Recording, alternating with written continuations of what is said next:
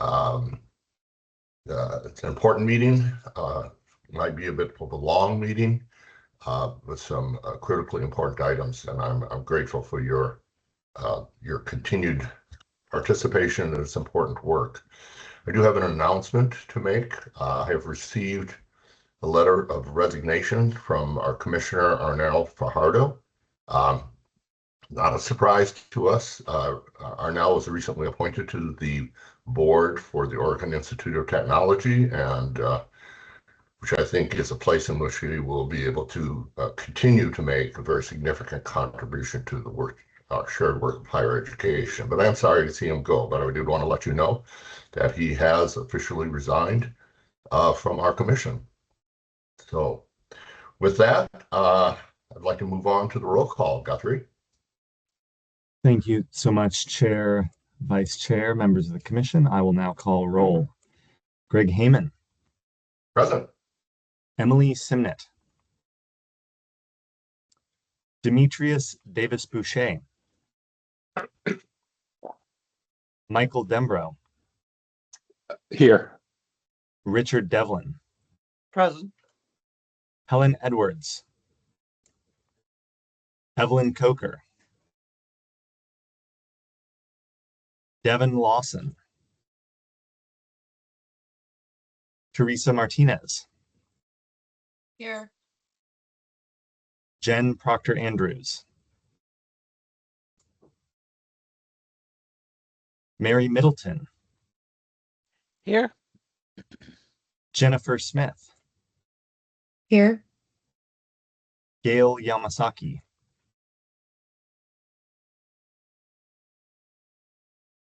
Thank you, Chair. That is roll. We are one shy of a quorum, but several members have indicated they're joining very momentarily. And I can let you know in the chat when we reach that. Thanks.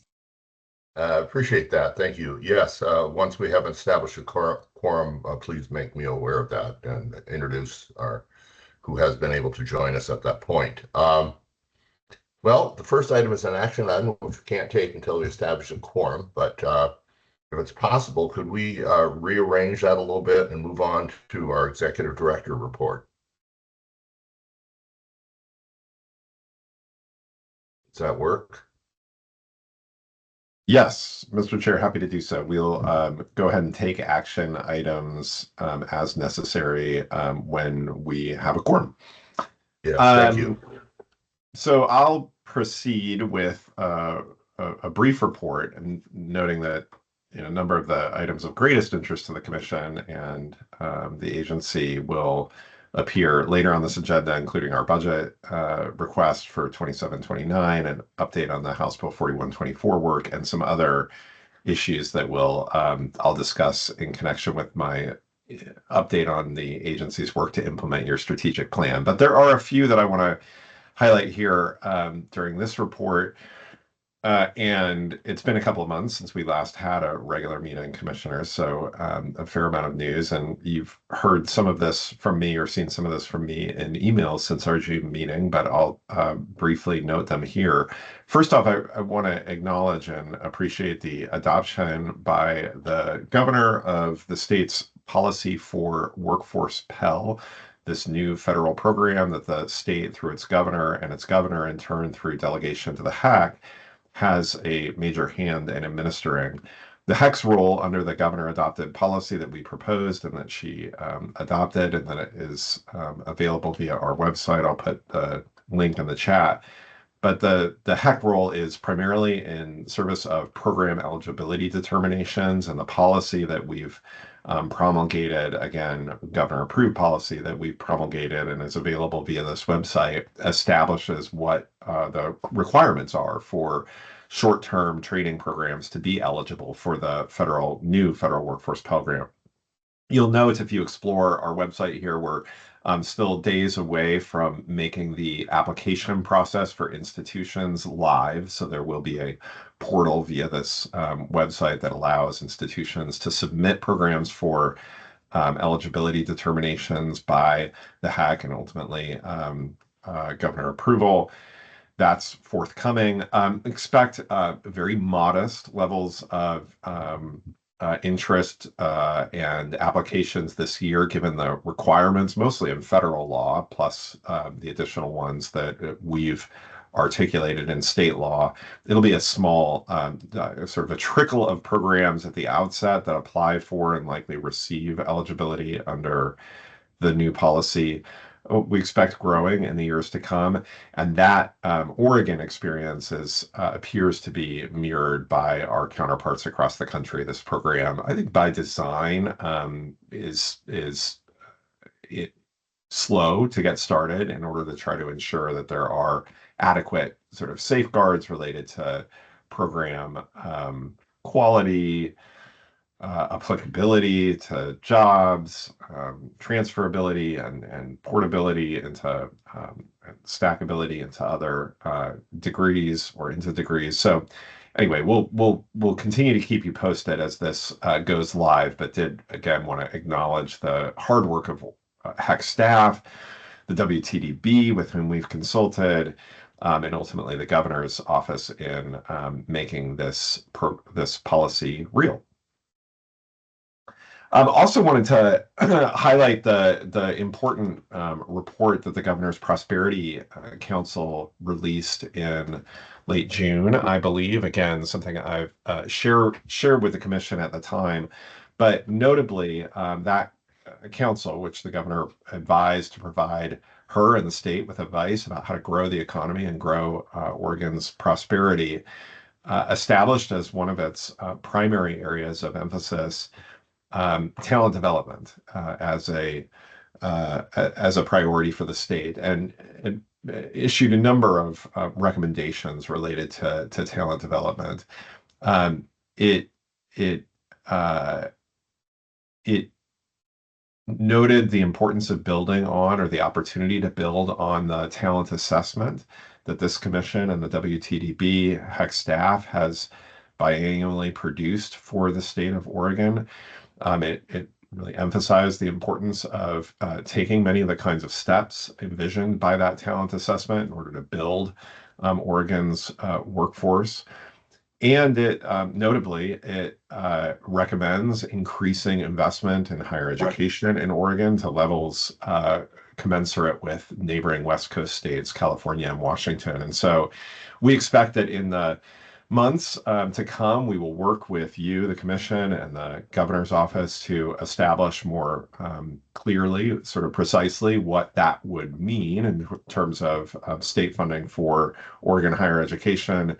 That's referenced in the draft letter that the chair has provided you in connection with your budget adoption for the agency request budget later in today's meeting. But I did want to, again, flag the important work of the Prosperity Council, the attention it has received, the highlighting that it put on investments in higher education and workforce development. And again, I think there's a nice sort of symmetry between their work and ours to support talent development in the state of Oregon. And so that very enthusiastic to see those recommendations.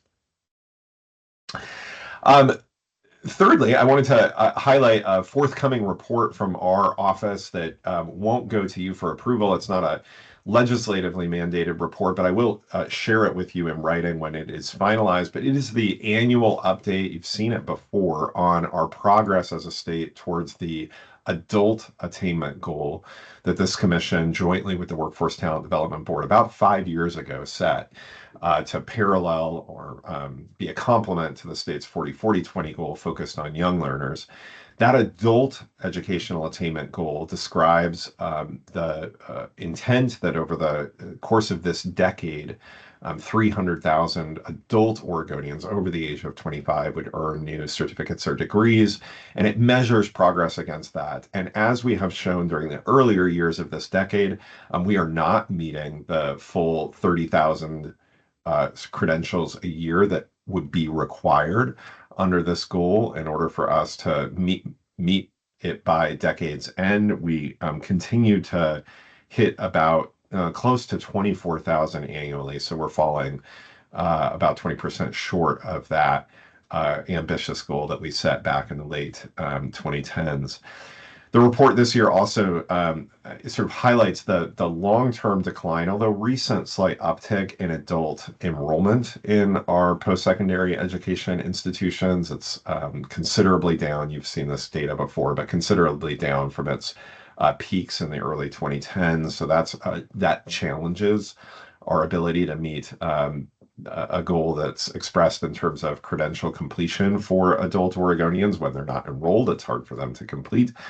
And I think it links up nicely with recent reporting that you may have seen about potential strategies for adult re-enrollment, and it's a topic that the HECC has pursued and is working with colleges and universities on, most recently through funding that we've dedicated to the technical and regional universities in support of a collective adult re-enrollment effort.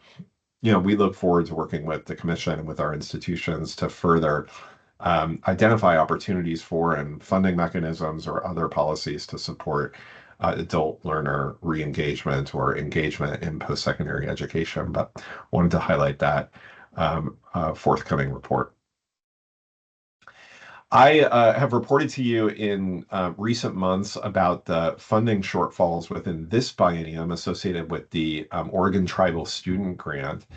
And when I last reported on this issue, we had left open the question of whether we would be requesting your support to make a funding request to the Oregon Legislature's Emergency Board at its September meeting, or potentially later in the year. In conversation with the governor's office and the chief financial office, we have determined that the most prudent course will be for this commission and its staff to make that request to the emergency board, likely at its December meeting rather than its upcoming September one. That means that you can expect as a commission to receive a notice of that and a request for approval of that submission at your October meeting. That will help us meet the deadlines for submitting that emergency board request that could be acted on in December. That timeline will allow us to have a better sense of fall enrollment by eligible tribal students, and therefore a clearer understanding of the funding gap that the program faces. We are quite confident that there is a funding gap, that it is probably somewhere in the range of about $4 million for this biennium. It's the result both of underfunding of this program during the 2025 legislative session and continued high demand for this program. So we had anticipated, even at the time the legislature adopted the budget, that it was likely insufficient to meet the full needs of eligible tribal students. And as it turns out, that those projections were accurate, due in no small part to the high demand and growing enrollment by tribal students in the program. Just a couple of other items before I conclude, Mr. Chair. I want to note that staff is hard at work in planning the upcoming annual fall conferences that we hold in a couple of areas. One, in support of folks involved around the state in adult basic education, many of them at community colleges. This also includes GED programs.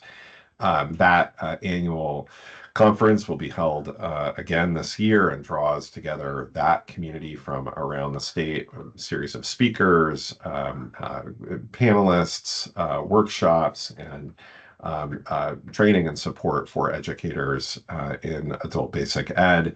We are likewise planning our annual fall Aspire conference.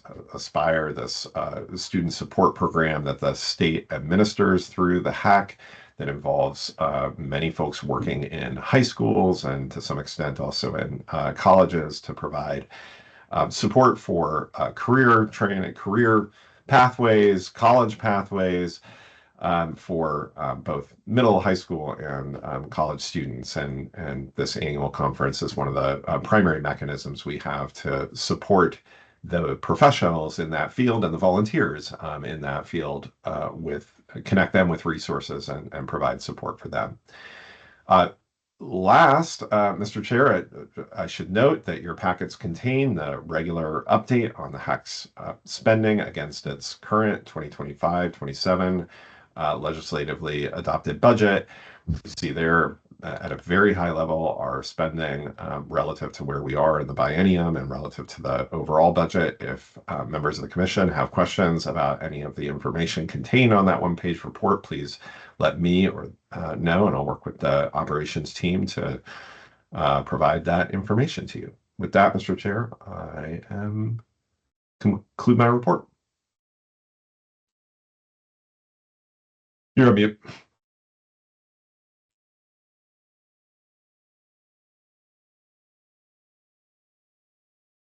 I think you're still muted, Greg. So good. Trying to be so good about that, and then I forget. So I believe we now have a quorum. Is that true, Guthrie? Yes, Chair. Yes, I see that Commissioner Davis Boucher has joined us. Welcome. Thank you for being here with us. I want to go back up to, actually, I want to go back up to item 1.1 for a second. Ben, I want to thank you for drawing attention to the Governor's Prosperity Council report.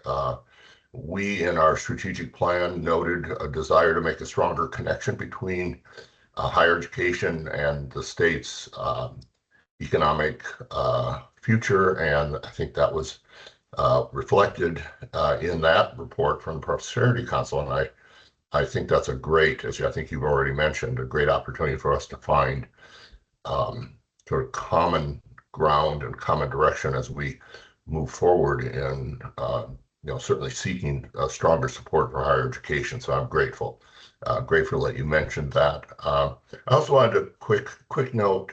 It's not on our agenda, but I was able. The Transfer Council is, for the most part, a virtual council. We meet monthly, but we never actually meet each other except once a year.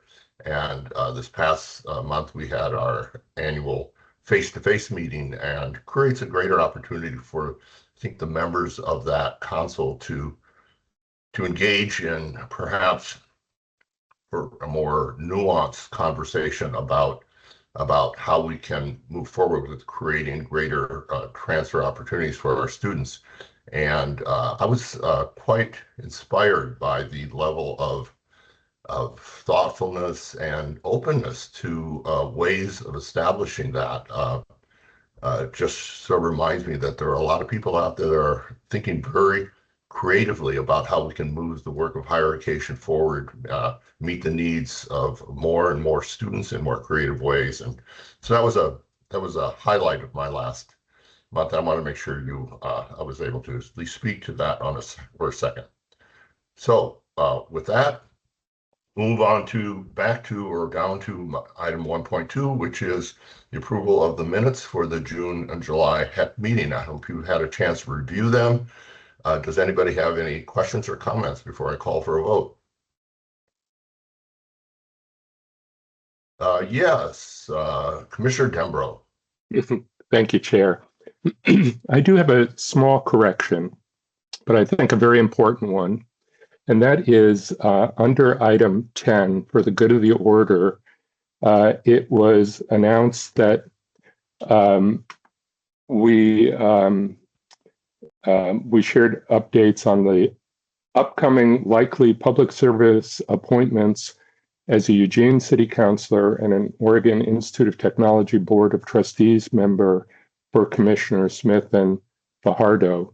Just a slight correction, Commissioner Smith was in fact elected to her office, not appointed. And as someone who's been there, that is a real distinction.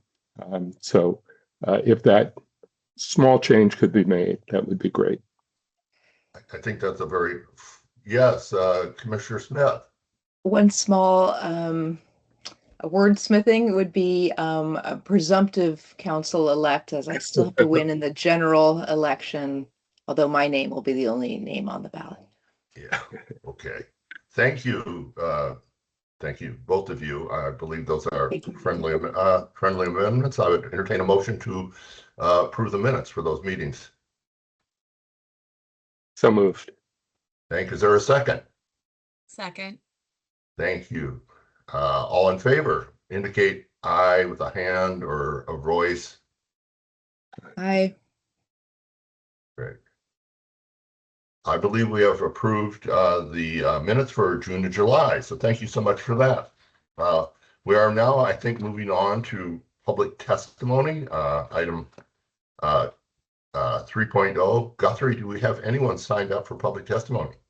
Yes, we do, Chair. I will now call them in order. I would ask folks to remain off camera until called, and you will have a 3-minute timer shown on the screen for your comments.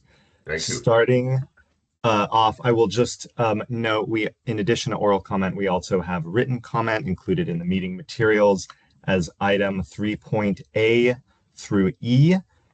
Starting off with our first oral testimony from Roy Haggerty. Roy Haggerty.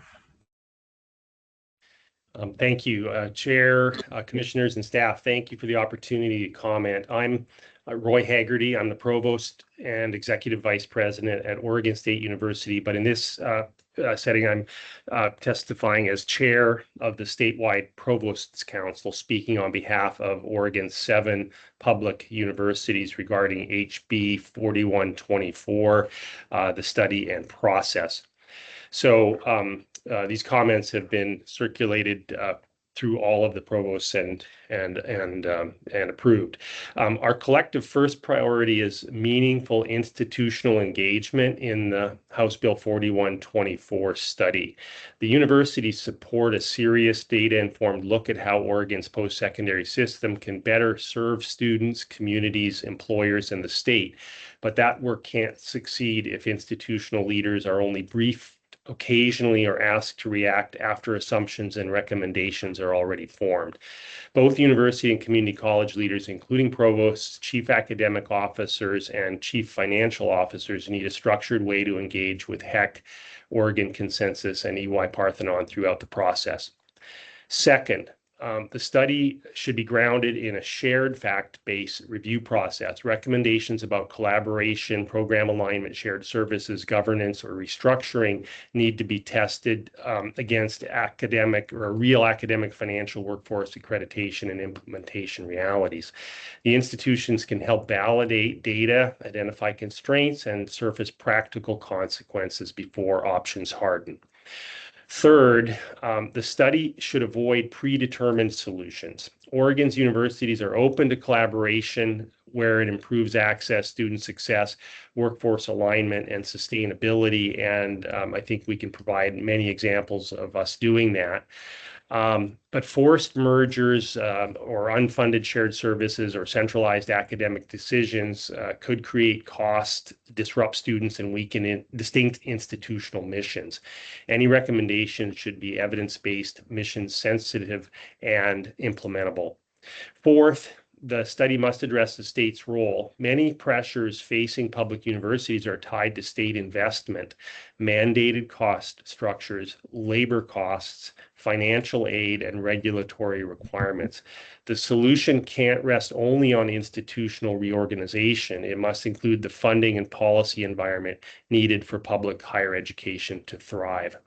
So our request is simple. Create a regular working group with institutional, academic, and financial leaders beginning now and meeting frequently before the October preliminary report. We're ready to participate constructively and help HECC produce recommendations. Thank you. Thank you so much. Next up, Mary Muller. Good morning. Thanks Welcome, Hi, how are you? Good morning, Chair Heyman and Commissioners. For the record, my name is Mary Muller, and I'm the Executive Director of the Coalition of Oregon Public Universities. Thank you for the opportunity to share with you all this morning.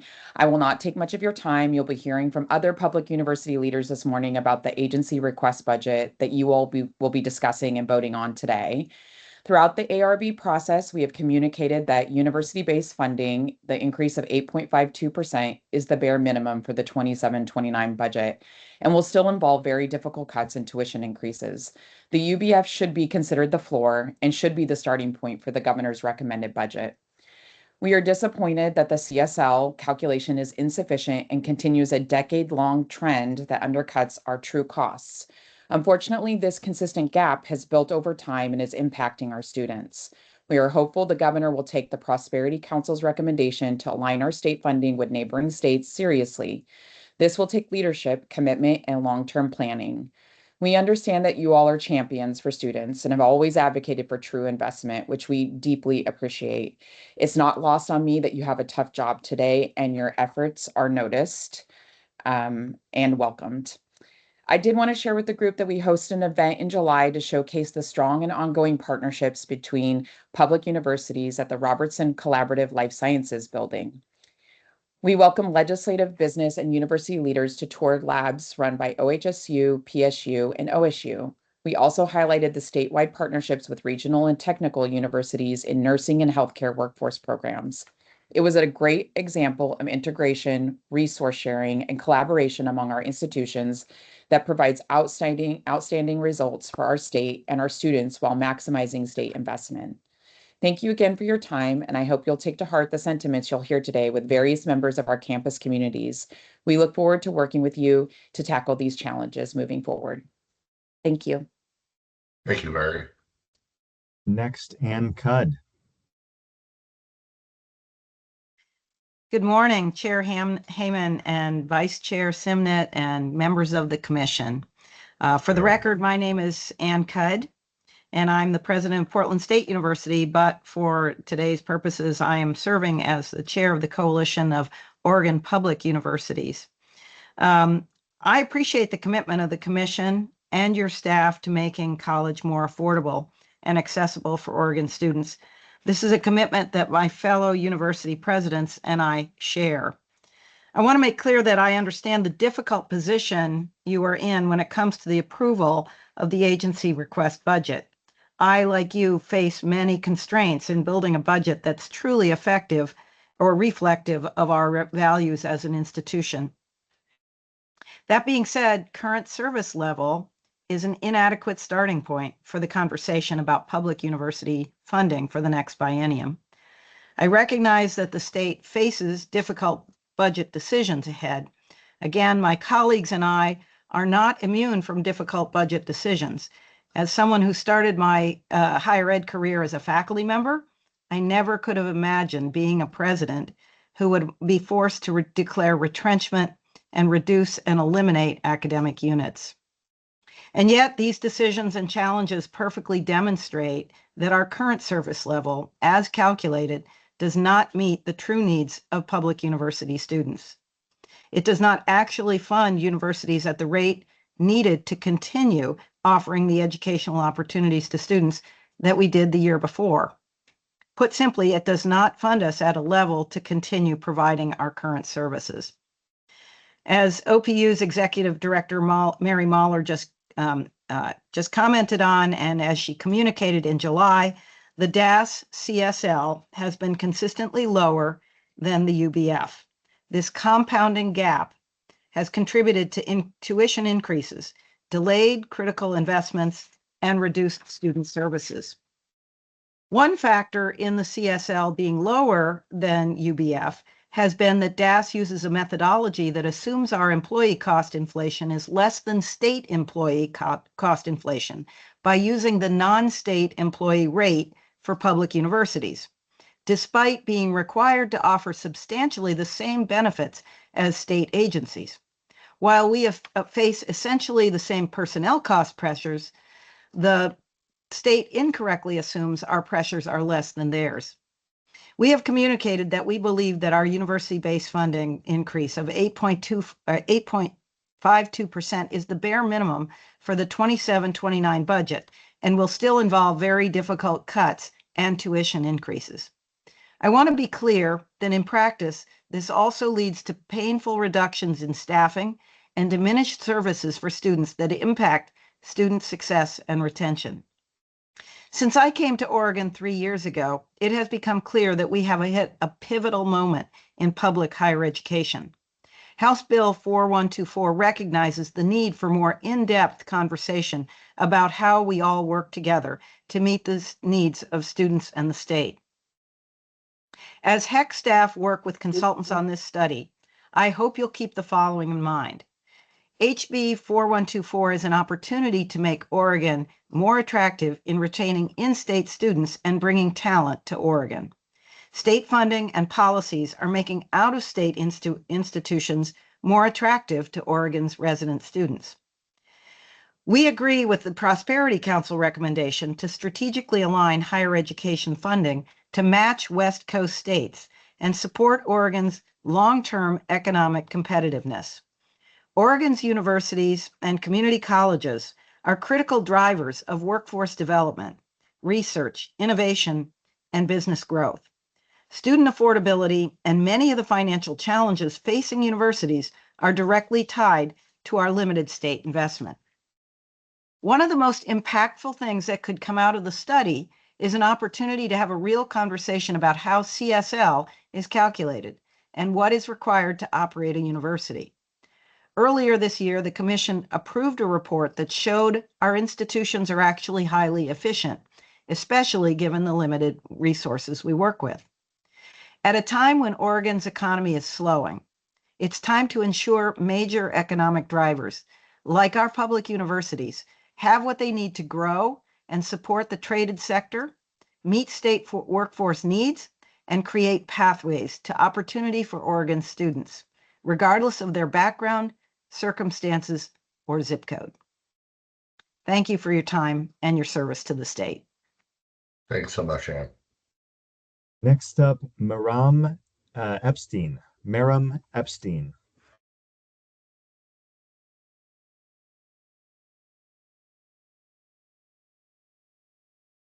Perhaps we'll come back. John Harmon. John Harmon. Yes, good morning. Thank you, Chair Heyman and Vice Chair Simon, as well as the commissioners. Thank you. For the record, my name is John Harmon. I'm Senior Vice President for Finance and Administration here at Oregon Tech. I also serve as the chair of the Vice Presidents for Finance and Administration Council of the Oregon Public Universities. And I want to speak with you today, and I thank you for allowing me the opportunity regarding the 2027-29 agency request budget that you'll be discussing during your commission meeting today. And my comments will be brief. Historically, as you've heard from some of my colleagues, there's been a technical difference between the Division of Administrative Services Continuing Service Level Calculation, or CSL, and the Oregon Public University's calculation of University-Based Budget, or UBF. This is because CSL is a state inflation-based estimate of what it costs to continue existing services, while UBF represents the university's actual assessment of the recurring resources required to operate ongoing programs and services. DAS CSL uses a methodology that assumes our employee cost inflation is different from state employees' cost inflation by using the non-state rate for public universities, and yet we have essentially the same benefits costs as state agencies. CSL uses a standardized state assumptions, and thus it often underestimates the true institutional cost increases faced by OPUs. Because we have different cost structures than many administrative state agencies. Over the past 6 years, that difference has consistently reflected about a 2 percentage point difference each biennium.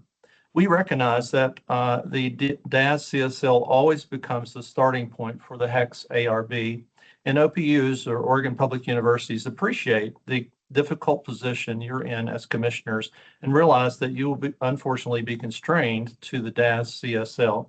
However, we hope that future budget cycles will include an improved process and methodology for calculating the PUS CSL. For 2027-2029, Oregon Public Universities have communicated that we believe our university-based funding increase of 8.52% is the bare minimum for the budget.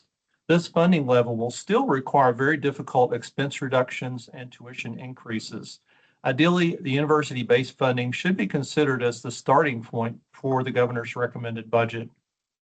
We're hopeful that the governor will act upon the Prosperity Council's recommendation to better align Oregon Public University funding with that of our neighboring states. We appreciate your continuing support for Oregon Public Universities. Thank you. Thanks, John. Recalling Maram Epstein. Maram? Okay, thank you. Thank you, Guthrie, for unmuting me, and Chair Hammond and members of the commission for giving us time to speak. For the record, I'm Maram Epstein, a professor of Chinese literature in my 32nd year of working at the University of Oregon. And I want to thank you for this opportunity to make public comments in response to House Bill 4124. In response to the budgeting shortfalls that all Oregon colleges and universities are facing, we have all become increasingly focused on career readiness as a primary function of higher education. As colleges and schools look for ways to save money, humanities and foreign language departments have been disproportionately targeted for cuts and elimination, as has happened at PSU and the U of O, since the perception is that humanities have little to offer in the way of career preparation. An op-ed piece in yesterday's New York Times, "Even elite colleges have become trade schools," captures many of my concerns. Advisors now expect freshmen to matriculate knowing exactly what they want to major in and how it will prepare them for a specific career. However, as last year's cohort of graduates learned, even the most career-focused of educational pathways may not land you a job. And if it does, there are no guarantees that job will exist in its current form 5 years from now. So I want to offer defense of traditional liberal arts education and express my fears that by cutting humanities and arts programs as examples of unnecessary program duplication in the interest of solving budget shortfalls, higher education is doing a disservice to current and future Oregon students. Young people are immersed in a digital culture. They have a hard time focusing, connecting to people, and engaging in challenging discussions. In our increasingly AI-curated and siloed realities, these are exactly the soft skills that students need to develop for their individual well-being, as members of local organizations, and as engaged citizens, and as members of the workforce who will be able to think beyond AI-generated solutions. The citizens and leaders of tomorrow need to know how to think critically and creatively so they don't get stuck inside a feedback loop generated by an algorithm. They need to develop big picture thinking and a moral compass that will enable them to consider values that extend beyond the bottom line when making business or policy decisions. And they need to be able to express themselves in ways that are persuasive. And then finally, they need to be able to reach across differences to build effective coalitions. Students are much less likely to get these soft skills through large courses that teach technical skills than they are in the humanities classes that are designed to teach critical thinking and communications. So, as you're looking for efficiencies in the Oregon higher education system, I urge you not to treat the humanities and arts as expendable. Given the uncertainty of how AI will impact the careers of the future, none of us can predict which majors or technical skills will pay off. I suspect that none of Christopher Nolan's classmates saw the relevance of the Odyssey when it was assigned to them in high school or college, or they could have anticipated that his adaptation would gross over $1 billion in a month. When identifying these unnecessary program duplications across the Oregon system, please remember that the humanities and arts courses offered on every campus are not only essential to the development of a thoughtful citizenry, they may end up being blockbuster economic drivers. Thank you very much for your time. Well, thank you so much. Next, Abby Lee. Abby Lee. Thank you, Chair Hammond, Commissioners, Director Cannon. For the record, I'm Abby Lee, Executive Director of the Oregon Community College Association. As you consider budget decisions today, we appreciate that DAS and HECC have recognized the real pressures created by PERS cost and the impact of our set-aside accounts that we've talked about previously. And much of that reflects the difference between what you're seeing on the proposed funding for colleges and universities. We also know the budget numbers you have today do not reflect what colleges or universities truly need, and that you would likely recommend higher levels if you had discretionary resources, and we appreciate that. But that context matters, especially as a public narrative may be starting to take shape that implies that we're competing with each other. Your conversations have never framed higher education that way, and comparisons between sectors don't help anyone understand the real needs. Unfortunately, a recent sponsored article suggested that public universities and community colleges must compete for these scarce state dollars. That's a false choice. We're not competitors, we're partners, and Oregon's future depends on investing in both. That's why it's especially important to correct the recent claim and that sponsored article that public universities receive about $5,000 less per student than community colleges. That figure is based on wrong metrics and is simply not true. The numbers cited are per FTE, not per student. Community college students often enroll part-time, taking only a few classes per term. Those credits are combined to calculate one FTE, as you know. For example, in fall 2025, it took the credits of 4.3 community college students to equal one FTE, compared with credits from about 1.2 university students. But even this is just one measure for one selected moment in time. And yes, there is some irony in correcting an inaccurate comparison with more comparisons, but that is exactly the point. These metrics miss what matters, the individual student behind every number. And even our national comparisons leave out a lot of context and should be seen as one measure. We appreciate the HECC staff working with everyone to understand these numbers. But this is especially true for community colleges, whose mission is built around access. We serve working adults, parents, first-generation students, students learning English, high school students, displaced workers, and others for whom attending full-time may not be possible. 4 part-time students counted as one FTE is still 4 people, and each needs advising, financial aid, technology support, and the full campus infrastructure. Oregon needs strong public universities and strong community colleges, and the need for greater investment across higher education has never been more urgent. Making the case for more investment also requires a clear understanding about what these numbers actually mean.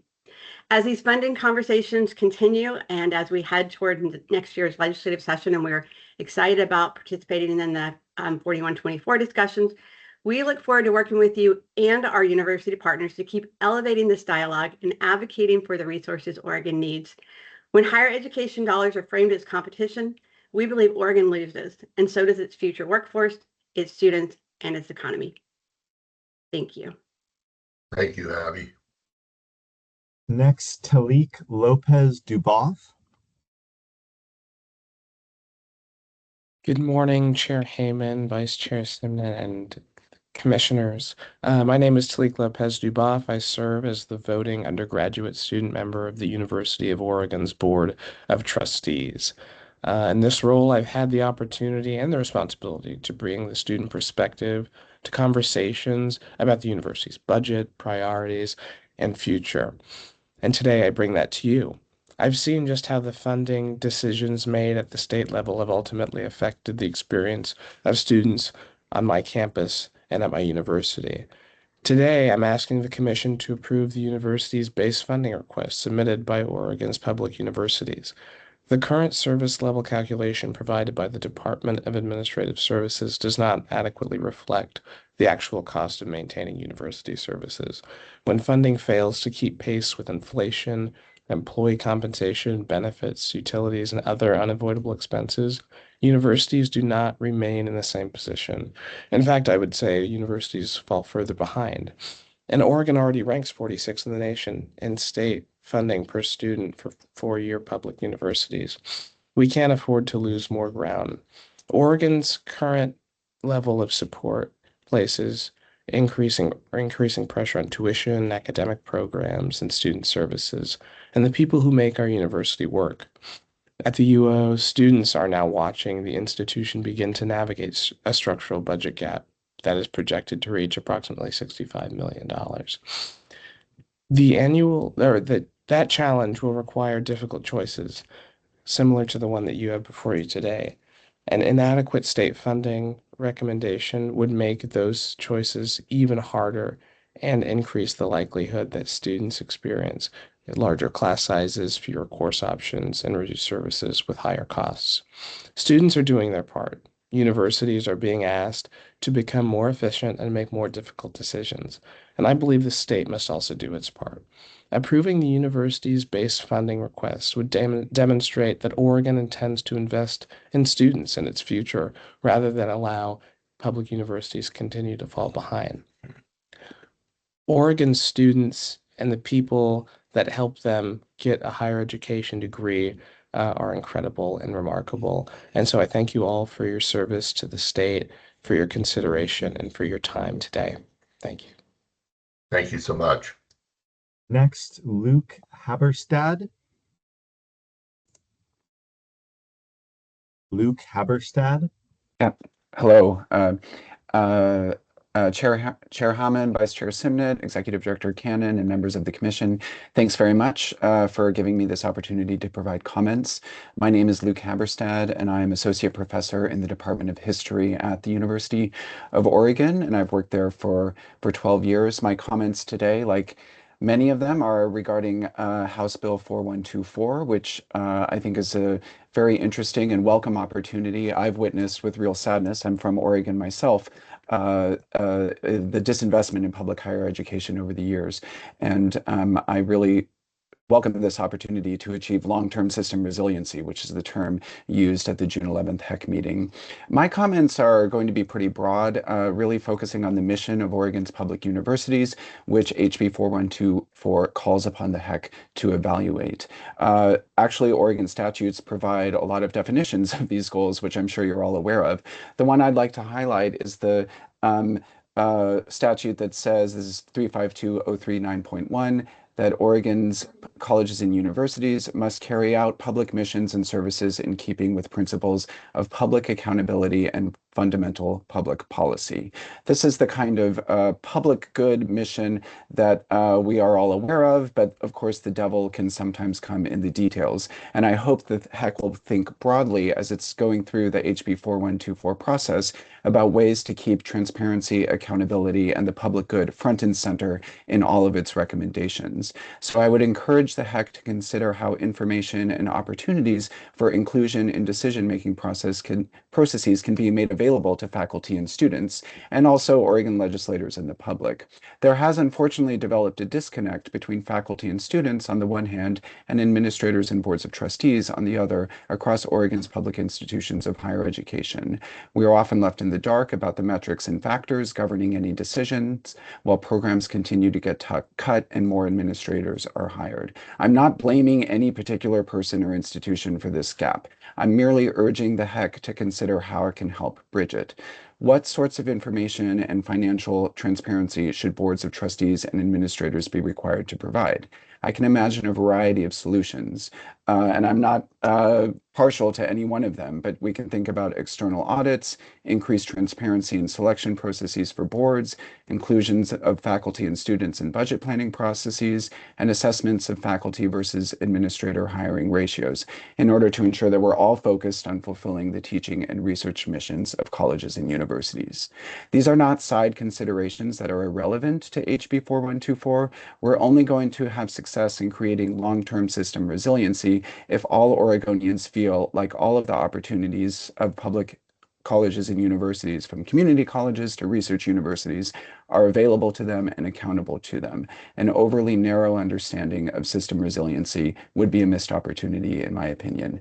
Thank you very much for your time. Thank you. Next, Modesta Minthorn. Modesta Minthorn? Good morning. Can you hear me?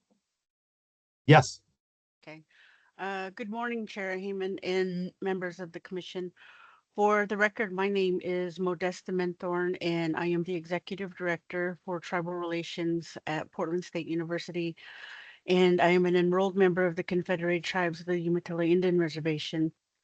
I'm here today to ask that the Commission take action towards submitting an emergency board request to the legislature ahead of the December meeting to address the tribal student grant shortfall. At PSU, the tribal student grant serves 41 students, and for many is the difference maker in obtaining an education. Higher than anticipated participation is in the state grant showcases tribal students from across the state seeing higher education as an opportunity. The opportunity for our tribal students to attend college is important to me personally. As a youngster growing up on the Umatilla Indian Reservation, I have seen and experienced how fragile life is and how life can change in an instant. As a freshman in high school, the number of Native American students was upwards of 30, but by the time we graduated 4 years later, there were only 6 of us that graduated. And of the 6 that graduated, 3 of us went to college. There were many factors that contributed to these outcomes, but as a tribal member that got to attend college, I have always been thankful for the opportunity because so many of my classmates did not make it. I firmly believe that the Oregon Student Tribal Grant opened up more opportunities for tribal students that may not be there without this grant. Investing in our Native students provides an immediate and long-term benefits for all of us. Grant recipients have gone on and will go on to serve as educators, healthcare providers, tribal leaders, and skilled professionals who strengthen our local economies and tribal communities. It is critical that we address the 4 million shortfall ahead of the legislative session. The projected shortfall presents a significant concern for students, tribal communities, and Oregon's public colleges and universities. A timely response during the December legislative days would help provide certainty for students and institutions as they prepare for the academic year. Thank you for your time and your consideration. That's all. Thank you so much. Audrey Peterson. Audrey Peterson. Good morning. Good morning. Chair Heyman, Vice Chair Simnett, Director Cannon, members of the commission. My name is Audrey Peterson. I was a 5-time high school student leader and 4-session staff member at Multnomah County Outdoor School. I'm now a teacher and a mother. Outdoor school changed my life. As a new parent of a colicky baby, one thing sustained me, my sanity: outdoor school songs. The songs came automatically. I'd sung them hundreds of times. They were cozy, familiar refuge in the new, sometimes scary world of parenting. I had the songs I knew I could maintain. I had the skills I knew I could parent. Many, if not most, outdoor school student leaders go on to become parents. Where do they learn how to parent? Outdoor school is possibly the only immersive, hands-on experience of nurturance and nurturing that some students receive. In my time as a high school student leader as staff member, I worked with and loved hundreds of students with challenging home lives. In my first week as a student leader, I privately judged a weird peer until he revealed at week's end, this is the only place I've ever felt loved. As a staff member, I helped similarly neglected student leaders build positive management skills. Outdoor school offers an unsurpassed environment to learn hands-on parenting. In addition to specific management techniques, high school student leaders receive constructive criticism, affirmation, and honestly, love. I remember a 6th grade student yelling at one of my staff mates, "I hate you." My staff mate calmly retorted, "Well, that's too bad, because I'm going to like you whether you want me to or not." This response is not one of the specific skills we role-played with student leaders, yet it's a great example of how outdoor school provides the unconditional support that every child needs, that every parent needs to provide. Unconditional support and love are constants at outdoor school. Just as campfire songs become ingrained in our psyches, nurturance and nurturing become habitual. This nurturance is contingent on the immersive, sustained, structured environment that I experienced at outdoor school. Voters affirmed that outdoor school's impact on future leaders and parents is significant, mandating that 4% of lottery funds be used to fund outdoor school programs statewide. You have so many budget choices before you, but I implore you to please support the parents and children of tomorrow in your agency requested budget by requesting the full voter-approved 4% funding for the 2027 to 29 biennium. Please give future parents and tools the love and the tools and love that I had. Thank you.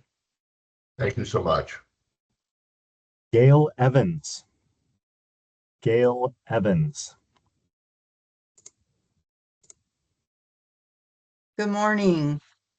Good morning. Thank you, Chair Heyman and the Commission. My name, for the record, is Gail Evans, and I serve on Western Oregon University's Board of Trustees. I've done so since 2017, and I chair the board's Finance and Administration Committee. My professional background is over 30 years in leadership roles in financial services and healthcare, focusing on human resources. In my role as a trustee, I have a responsibility to closely examine the financial health of Western Oregon University and to ensure that the institution has the resources necessary to fulfill its mission while remaining financially sustainable. I see firsthand how decisions about state funding affect our university's budget, our employees, our students, and ultimately our ability to serve Oregon.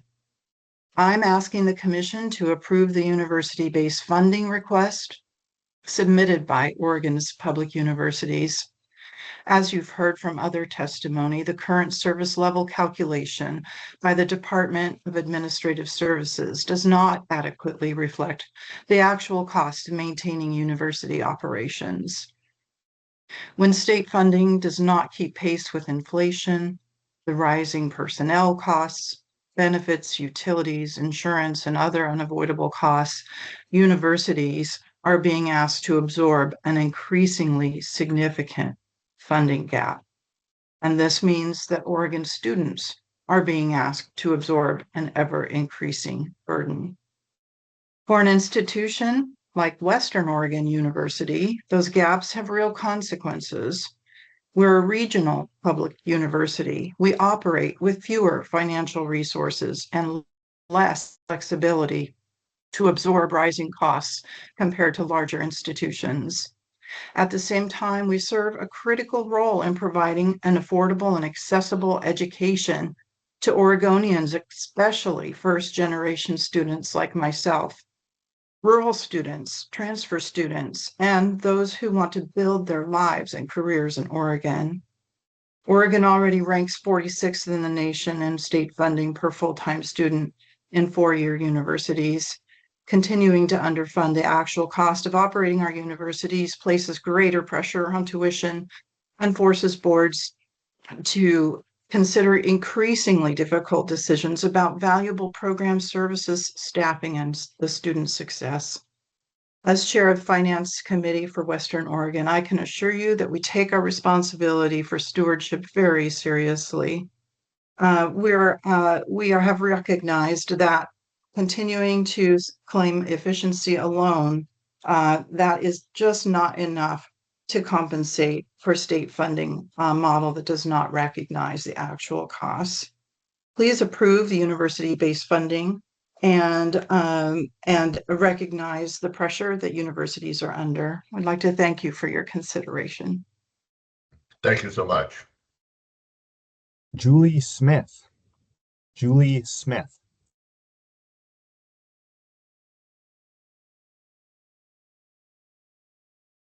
Perhaps we'll come back. Marianne Braithwaite. Marianne Braithwaite. Good morning, Chair and Commissioners. My name is Marianne Braithwaite. I'm going to shift the focus here a little bit on private career colleges. I am represented the Oregon Career College Association, which includes many private career colleges serving students throughout the state of Oregon. We do appreciate this opportunity to participate in the process. The Oregon Career College Association submitted written comments during the public comment period regarding Chapter 715 and the proposed fee changes for private career schools.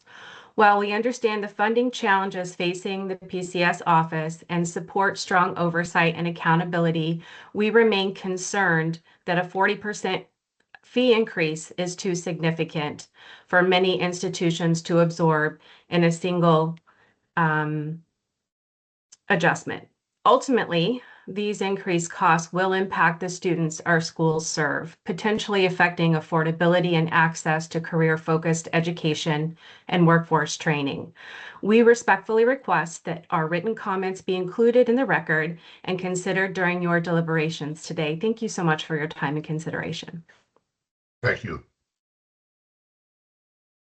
Chance White Eyes. Chance White Eyes.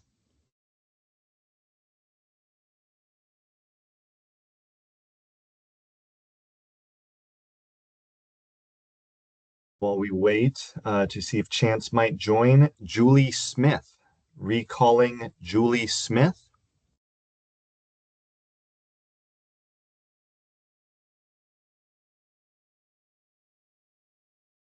Last call for either Julie Smith or Chance White Eyes for oral public testimony. There's Chance. Oh. Hi, Yes. can you hear me now? Yes. There we go. Sorry about that. Thank you, Chairman Heyman and Vice Chair Simnett. For the record, my name is Chance Whiteeyes. I'm an enrolled member of the Oneida Tribe of Wisconsin. I'm also Oglala Lakota, and I'm the Director of Tribal Relations at Oregon State University. I'd like to thank Executive Director Cannon for highlighting the issue that has arisen with the Oregon Tribal Student Grant. This grant is one of the best ways to help empower the Indigenous communities of Oregon. I am Native. I'm an enrolled member of a federally recognized tribe, but I am not Indigenous to Oregon. And I know that I'm in somebody else's territory, and I know that my career has been built in the wake of a history of dispossession of the Indigenous peoples of the space. And I feel like there's an obligation for us to give back to the descendants of those communities that are still struggling with various issues. And this grant is definitely one of them. And I've seen a great deal of applicants specifically and Indigenous folks trying to find their attain their graduate degrees. I'm watching many families making adjustments because they know that this money is not guaranteed right now. And to echo Modesta Menthorn's earlier sentiments, I'm urging the commission to bring this up at the September e-board meeting and not wait for December, because I'm watching communities make adjustments on the presumption that the money is not going to be what was expected. And so on the one hand, I would like to address that $4 million deficit, but I'm also urging the commission to think more long-term. How can we make this a more sustainable support system for the Indigenous communities of Oregon? Thank you very much, and I hope you all have a wonderful day. Thank you so much. Thank you, Chair. That concludes our oral testimony. I will just note for the commission, while Julie Smith will not join for oral testimony, there is a written testimony, 3.0C, included in your materials. That concludes our public testimony.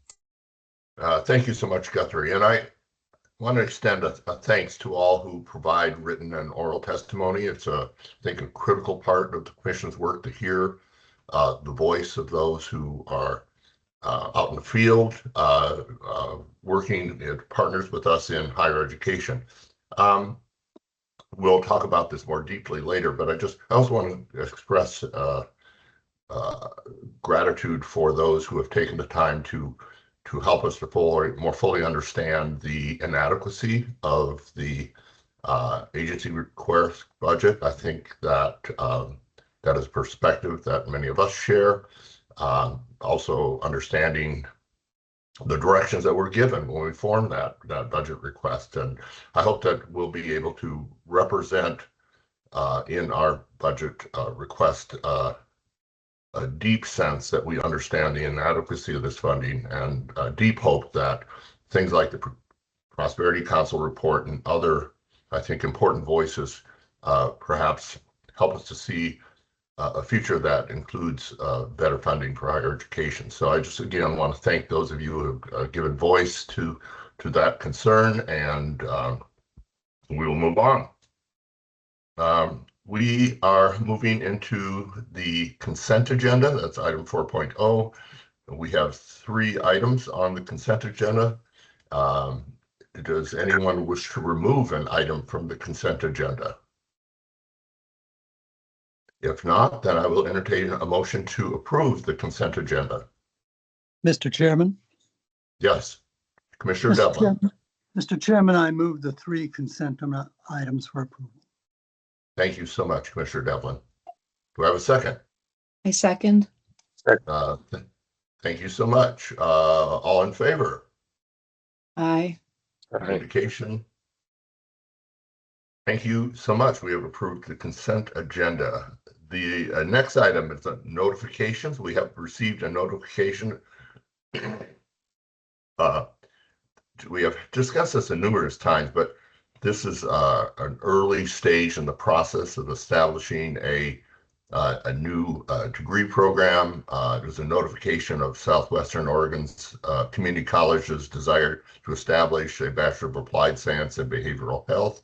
It doesn't require action on our part, but our current policy and practice is that we receive the notification of that request at this point. So want to make sure you're aware of that. Again, it doesn't require action, but hopefully it helps us to know sort of what's going on. At some point, this will come back to us for action. So I want you to be aware of that. I think we'll move on to item 6.0, and that is the legislative report and transfer legislative concept presentation. Kyle and Lee, I think. Good morning, Chair Heyman, members of the Commission. Kyle Thomas, Director of Legislative and Policy Affairs. I'm going to give a couple of quick updates, and then I will turn this over to Lee Graziano, who's the Transfer Initiatives Director here at HECC, to talk in much more detail than I am able to about the transfer policy and process legislative concept we're looking to pursue in the 2027 legislative session. First, I wanted to announce that the House of Representatives has confirmed that the Higher Education Committee will come back for the remainder of the interim of 2026, and will likely continue into the 2027 legislative session. We've heard from the Speaker's office that this is intended to create some more space and time for more in-depth discussion on higher education issues, especially in the context of the Commission's conduct of the House Bill 4124 study and sort of the related recent news of financial considerations coming from multiple institutions of higher education. That committee has 5 members. Representative Lisa Fragola, who was on the prior iteration of the Higher Education Committee, was also a prior board member of Lane Community College and a community partnerships coordinator at Pacific University. It also has Representative Pam Marsh, who I think many members of the Commission are familiar with due to her advocacy and connection to the community of Ashland and Southern Oregon University. It has Representative Paul Evans, who himself has been a communications instructor at Western Oregon University. It has Representative E. Werner Reschke, who has good connections to Klamath Community College in his district, and Representative Dwayne Yunker, who has served on the Higher Education Committee in the past. So unlike prior iterations of the Higher Education Committee, where we often get members who are more junior and who need full and complete introductions to this policy space, this committee is already quite seasoned and is filled with 5 individuals with whom we have a prior relationship and who have prior knowledge on these issues. I met with Representative Fragola last week to talk about her views and her ideas for the committee. We'll be bringing her in to meet with the HECC leadership team within the next month or two. We also discussed the potential for using some of the committee's time and space to do more proactive, not just hear higher education legislation that's referred to the committee, but do some more proactive investigation and hearings that set the table for more medium and long-term actions that the legislature and state might wish to consider. Our September legislative days are also coming up. We will be in front of this new Higher Education Committee in September. We'll be giving 2 presentations. Ben will give a presentation on House Bill 4124 with an emphasis on the conditions in and around the state and the country that have led the legislature to adopt the bill, mandating that we do this report. Julia Pontoni will also provide an update on the state's implementation of Workforce Pell and its recent adoption of its Workforce Pell policy. Commissioner Michael Dembrow and I will also on August 28th host our next iteration of the legislator roundtable that we're conducting to keep legislators apprised of the 4124 study while it's in progress. I've likely mentioned previously that with the final report due in the middle of legislative session, we're taking great care to keep legislators updated along the way so that when that report comes out, for a significant percentage of these legislators, nothing is truly new to them. At that roundtable, we'll have one of the EY Parthenon, the lead consultant on that project, present about EY Parthenon as an organization, as well as the process and the viewpoint that EY Parthenon is bringing to the study. That's all for my quick updates, and I'll turn it over to Lee now, and we'll talk about one of our legislative concepts that we expect to introduce in 2027. Thanks, Kyle. Wonderful. Good morning, everyone. Can you hear me okay? Yep. Perfect. So I will talk to you about each of our legislative concepts, and there's a summary in your materials for today. And I'll also include a little bit of how the Transfer Council responded to these concepts, as that was a significant part of their retreat at the end of July. Our first concept is a minor amendment, but that it adds flexibility to how we're completing major transfer maps. Right now, the law requires that we do 3 a year. We don't have any flexibility to change that number, to increase, to decrease, to stop, to start, right? It's 3 a year. And if you remember common course numbering, we have different sets of flexibility there. The council gets to advise on the number that we should do every year, and they get to make a recommendation if they feel the system has been sufficiently built to either slow down, maybe we don't need to do 10 a year, or to recommend that we've done the work and we can stop. We don't have those same mechanisms for major transfer maps. And so this would allow us to do that. It would allow the commission, in consultation with the council, to determine the number that we should be doing in any given year and to make adjustments that are reasonable depending on the other workload that is happening within the Transfer Council.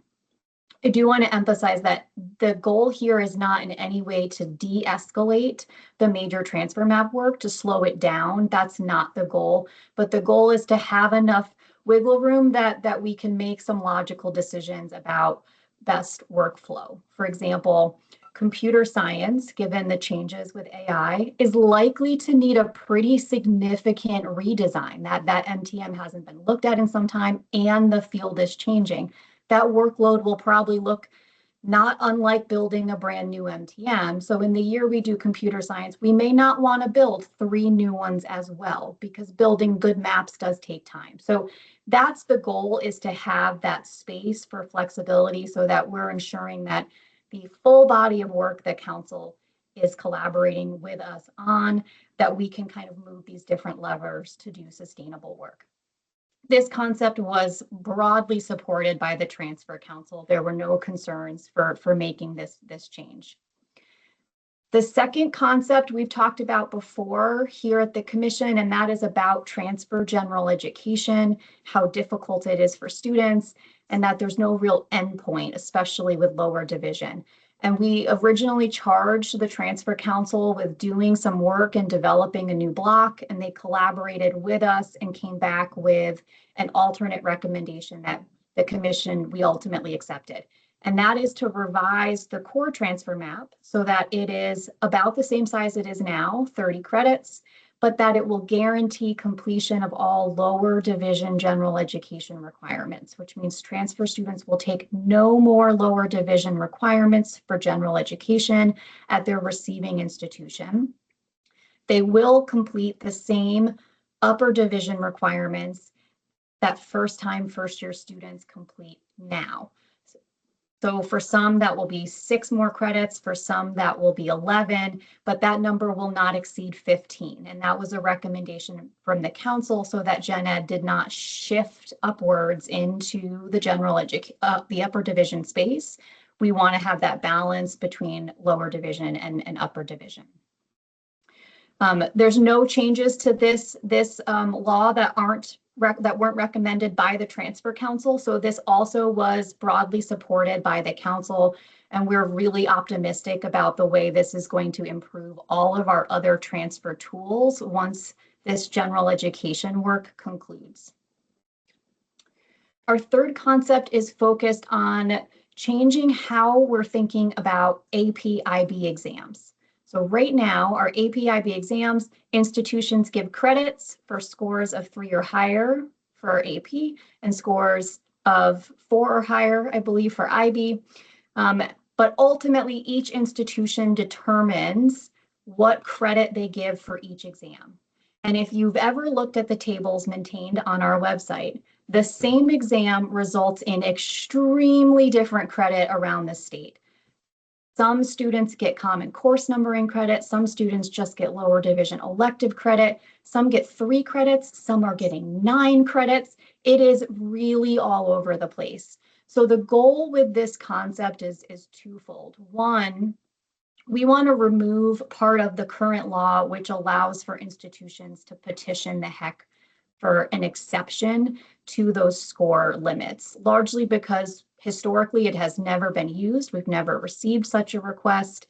And I think we've learned from doing the transfer work, particularly major transfer maps, that variance, having these exceptions by institution, is unhelpful. It does not resolve the complexity of transfer. The new thing we want to add, though, is statewide alignment of these exams. So this would move the work to the Transfer Council, and it would use our current mechanisms, our faculty subcommittees that are doing the common course numbering alignment, that are building the major transfer maps, that are doing general education, to recommend to the council that this exam at this score should equal this course. So students would get the same credit for the same exam, instead of right now where our high school students that are coming to us carrying post-secondary credits are not getting equitable credit for the same exam at the same score. So it's a carve out that is really hurting students.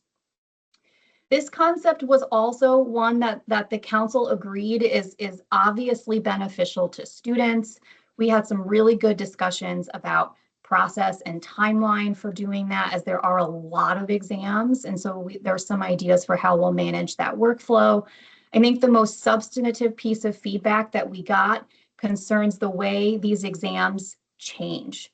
So these exams do go through content changes, and sometimes those changes might make an exam no longer a good fit for a particular college level course.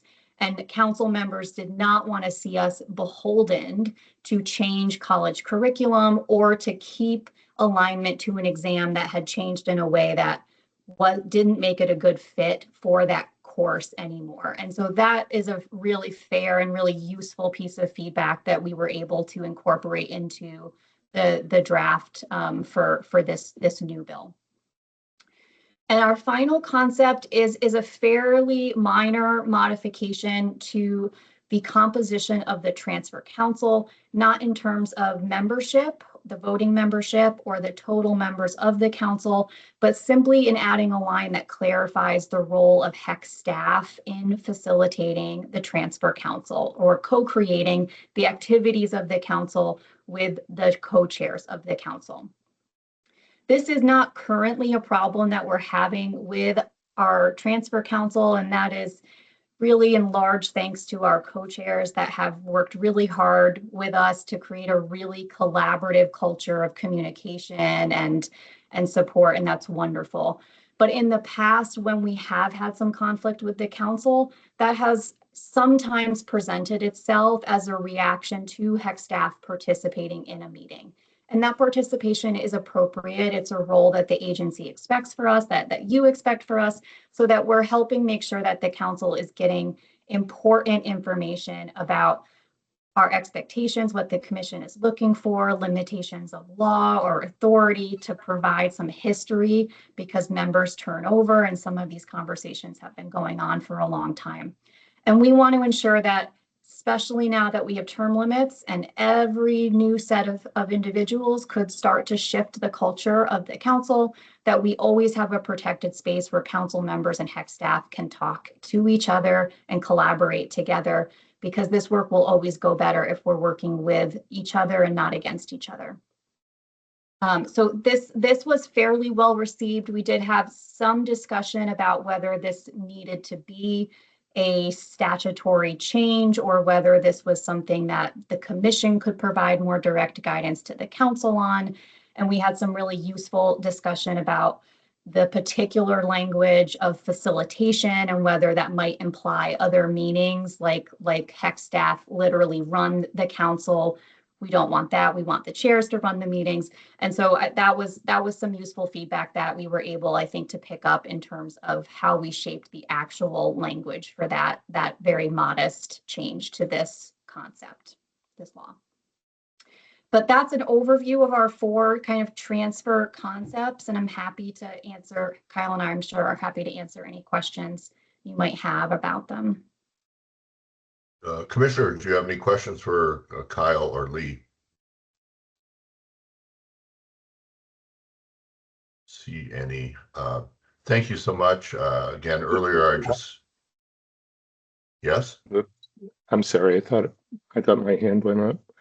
Sorry, Chair, this is Commissioner Dembro. I do have a couple of questions, if I could. And first of all, Lee, thank you very much for the work that you're doing. This is really, really important work, and it's really fulfilling the vision that went into the creation of this council. The having the uniform score, giving credit for the same at all the schools, I think makes a lot of sense. And that threshold of 3 is kind of what's generally the norm around the country, isn't it? Yes. Yeah. Okay.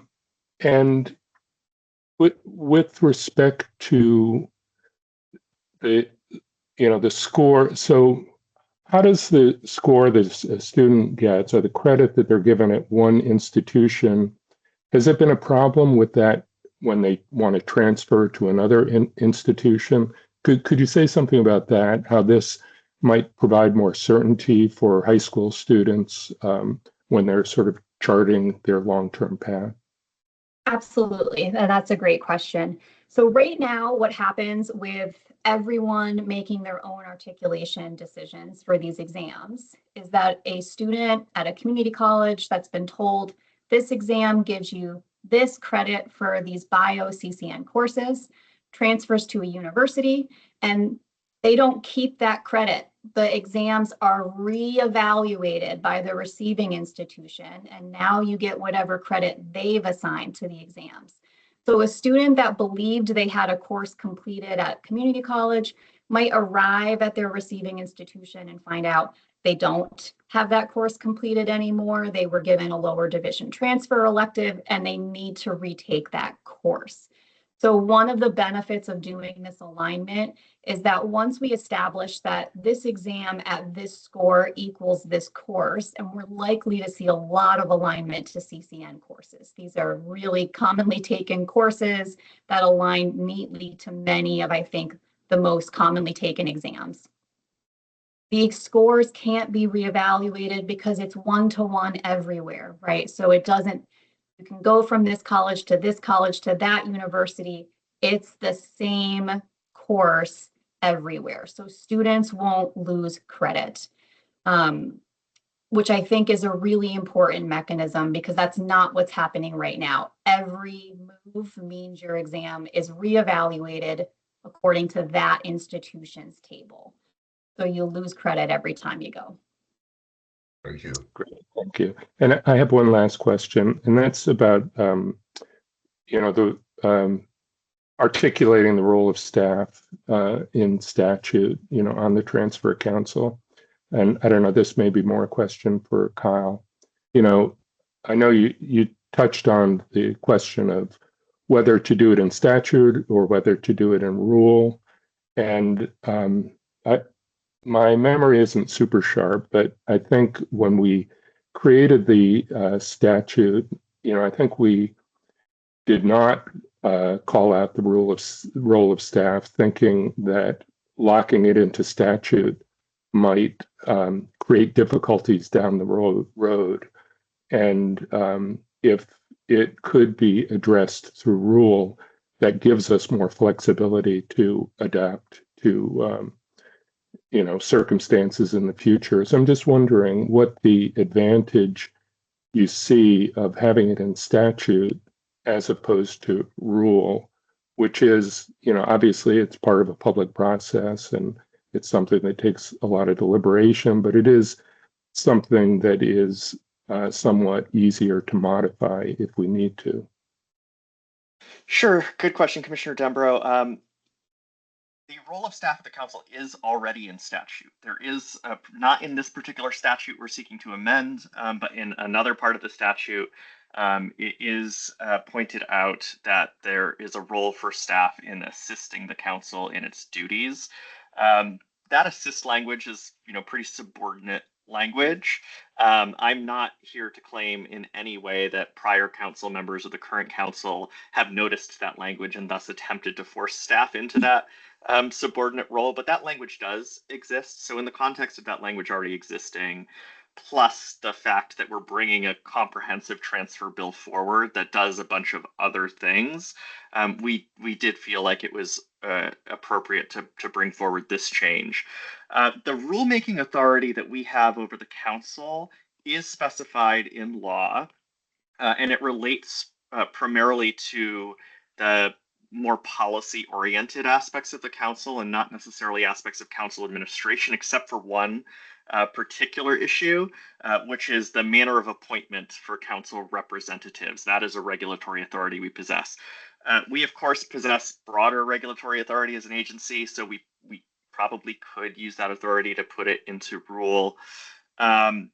So, I don't necessarily have a perfect answer about why statute or rule here, other than the fact that I think it was the view of staff that putting it into statute sort of settles this question once and for all, and we didn't really foresee any instances where codifying the ability of staff, particularly one staff member, particularly the transfer initiatives director, to participate in council meetings would have a sort of a negative consequence.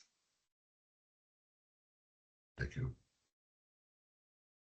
Okay, thank you.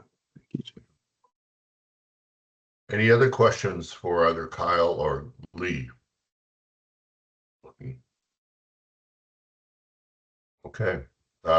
Thank you so much for the work that you're doing in those areas. I have more hands-on with you, Lee, and I really appreciate the work of the council. And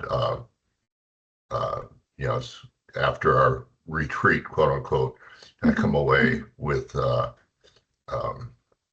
I think a sense of optimism about the future of that work, and I just want to thank you for I think the way in which you've helped led that process. So thanks to both of you. Weirdly, we are 7 minutes ahead of schedule. I know. So, but it's time for a break, and I think we'll then plan on coming back at let's go at 10:45. If that's okay. Okay, we're in a break officially.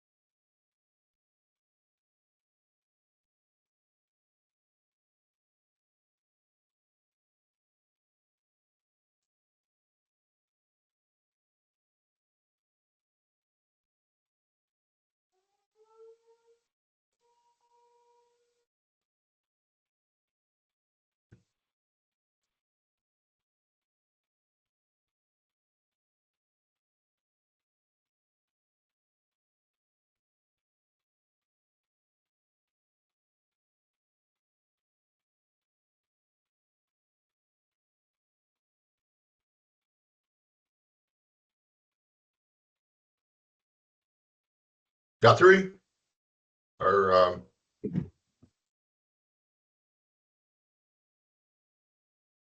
Yes, Chair. are we ready to reconvene? Let me quickly verify our quorum.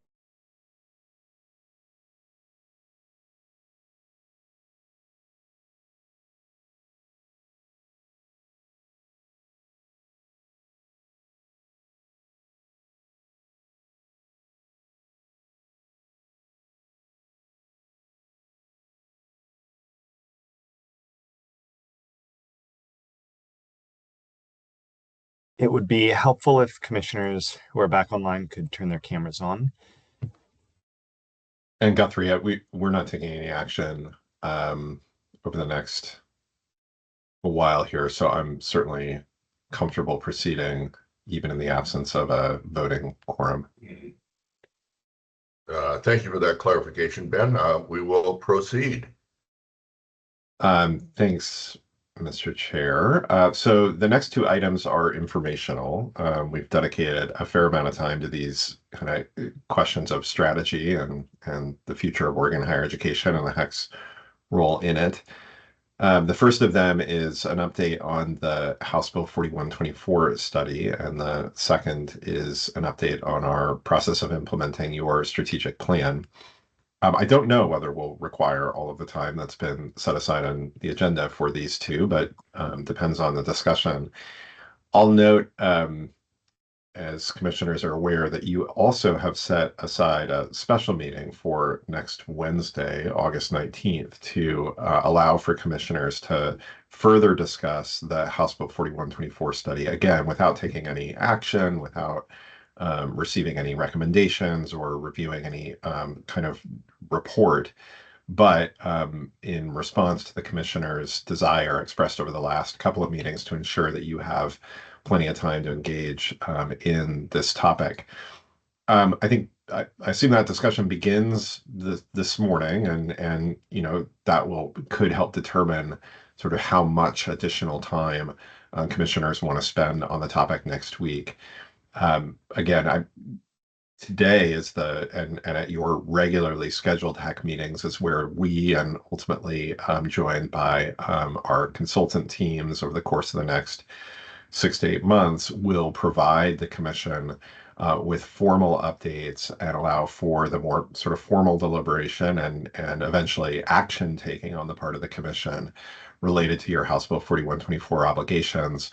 The special commission meetings that we've set aside, including next week's, are really designed to be an optional opportunity for commissioners to do some additional discussion. So sort of see how today goes, and then that will help, I think, us understand sort of your expectations for and the need for next week's meeting for additional conversation.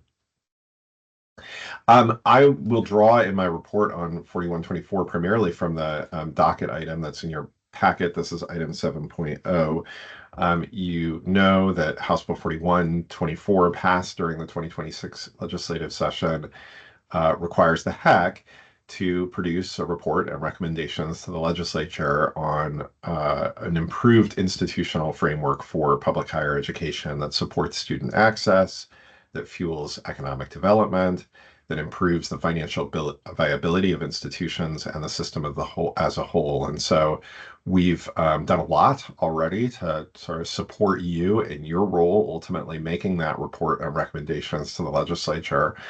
The first reporting date deadline is October 1st, which in practice means that the commission will hold a meeting in September to review a draft preliminary report and provide direction to staff on the completion of that report and submission to the legislature by that October 1st deadline.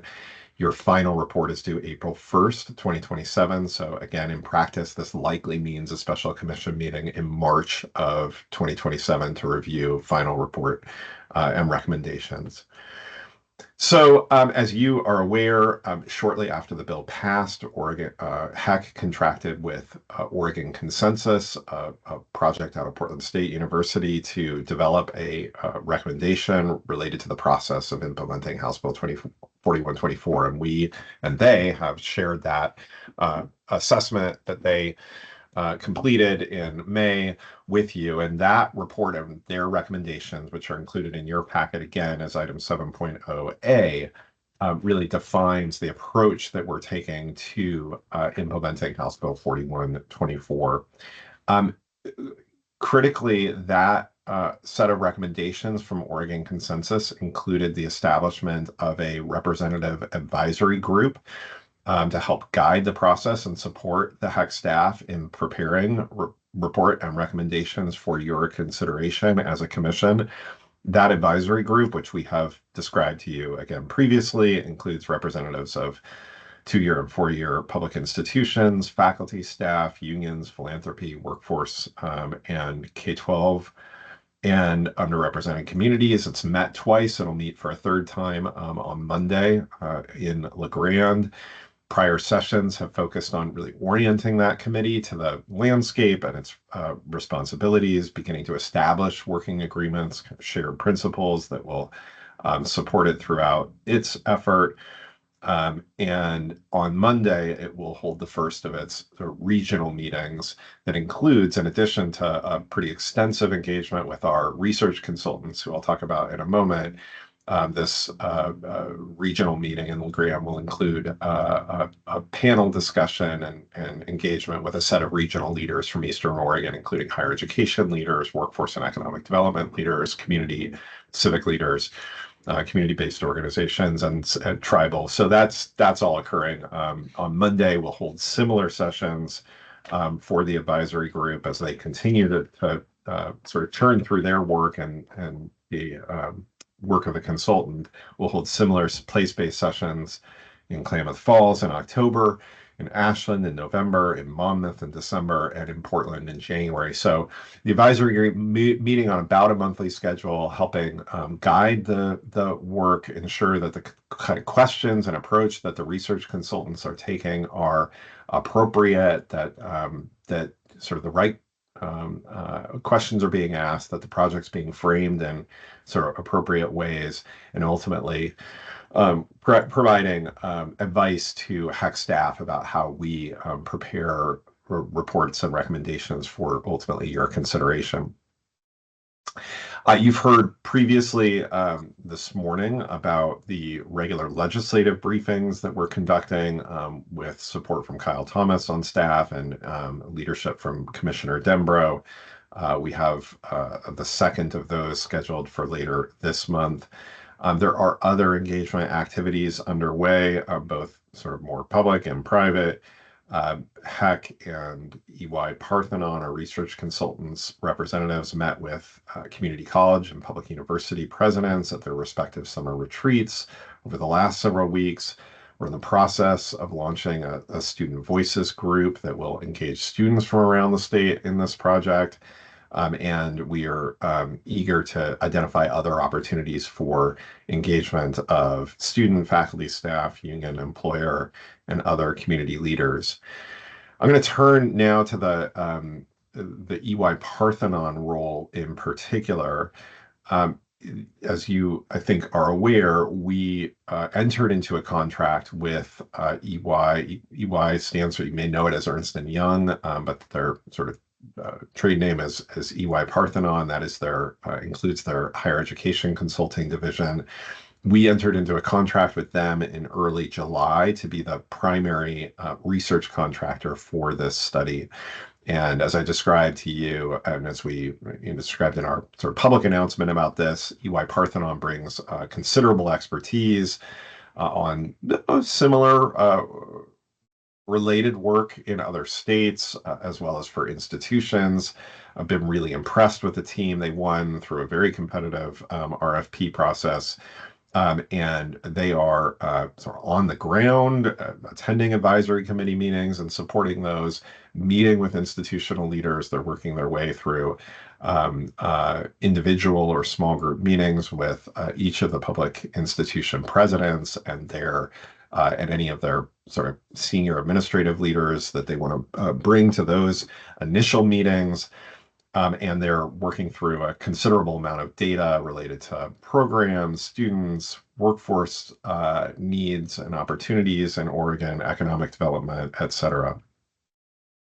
As the docket item notes, I'm happy to sort of say more about sort of roles and responsibilities here, but our expectation for EY Parthenon and their expectation is that they serve as an independent and evidence-based technical advisor, providing rigorous analysis, comparative evidence, and facilitation support without imposing a predetermined model on outcomes. And again, just reflecting on my engagement with EY Parthenon over the last couple of months, I think it's very clear that they are approaching this project with an open mind, with certainly considerable experience from other states and other models, but with a real commitment to learning about Oregon through both quantitative and qualitative research and engagement before making sort of recommendations or attempting to sort of impose solutions.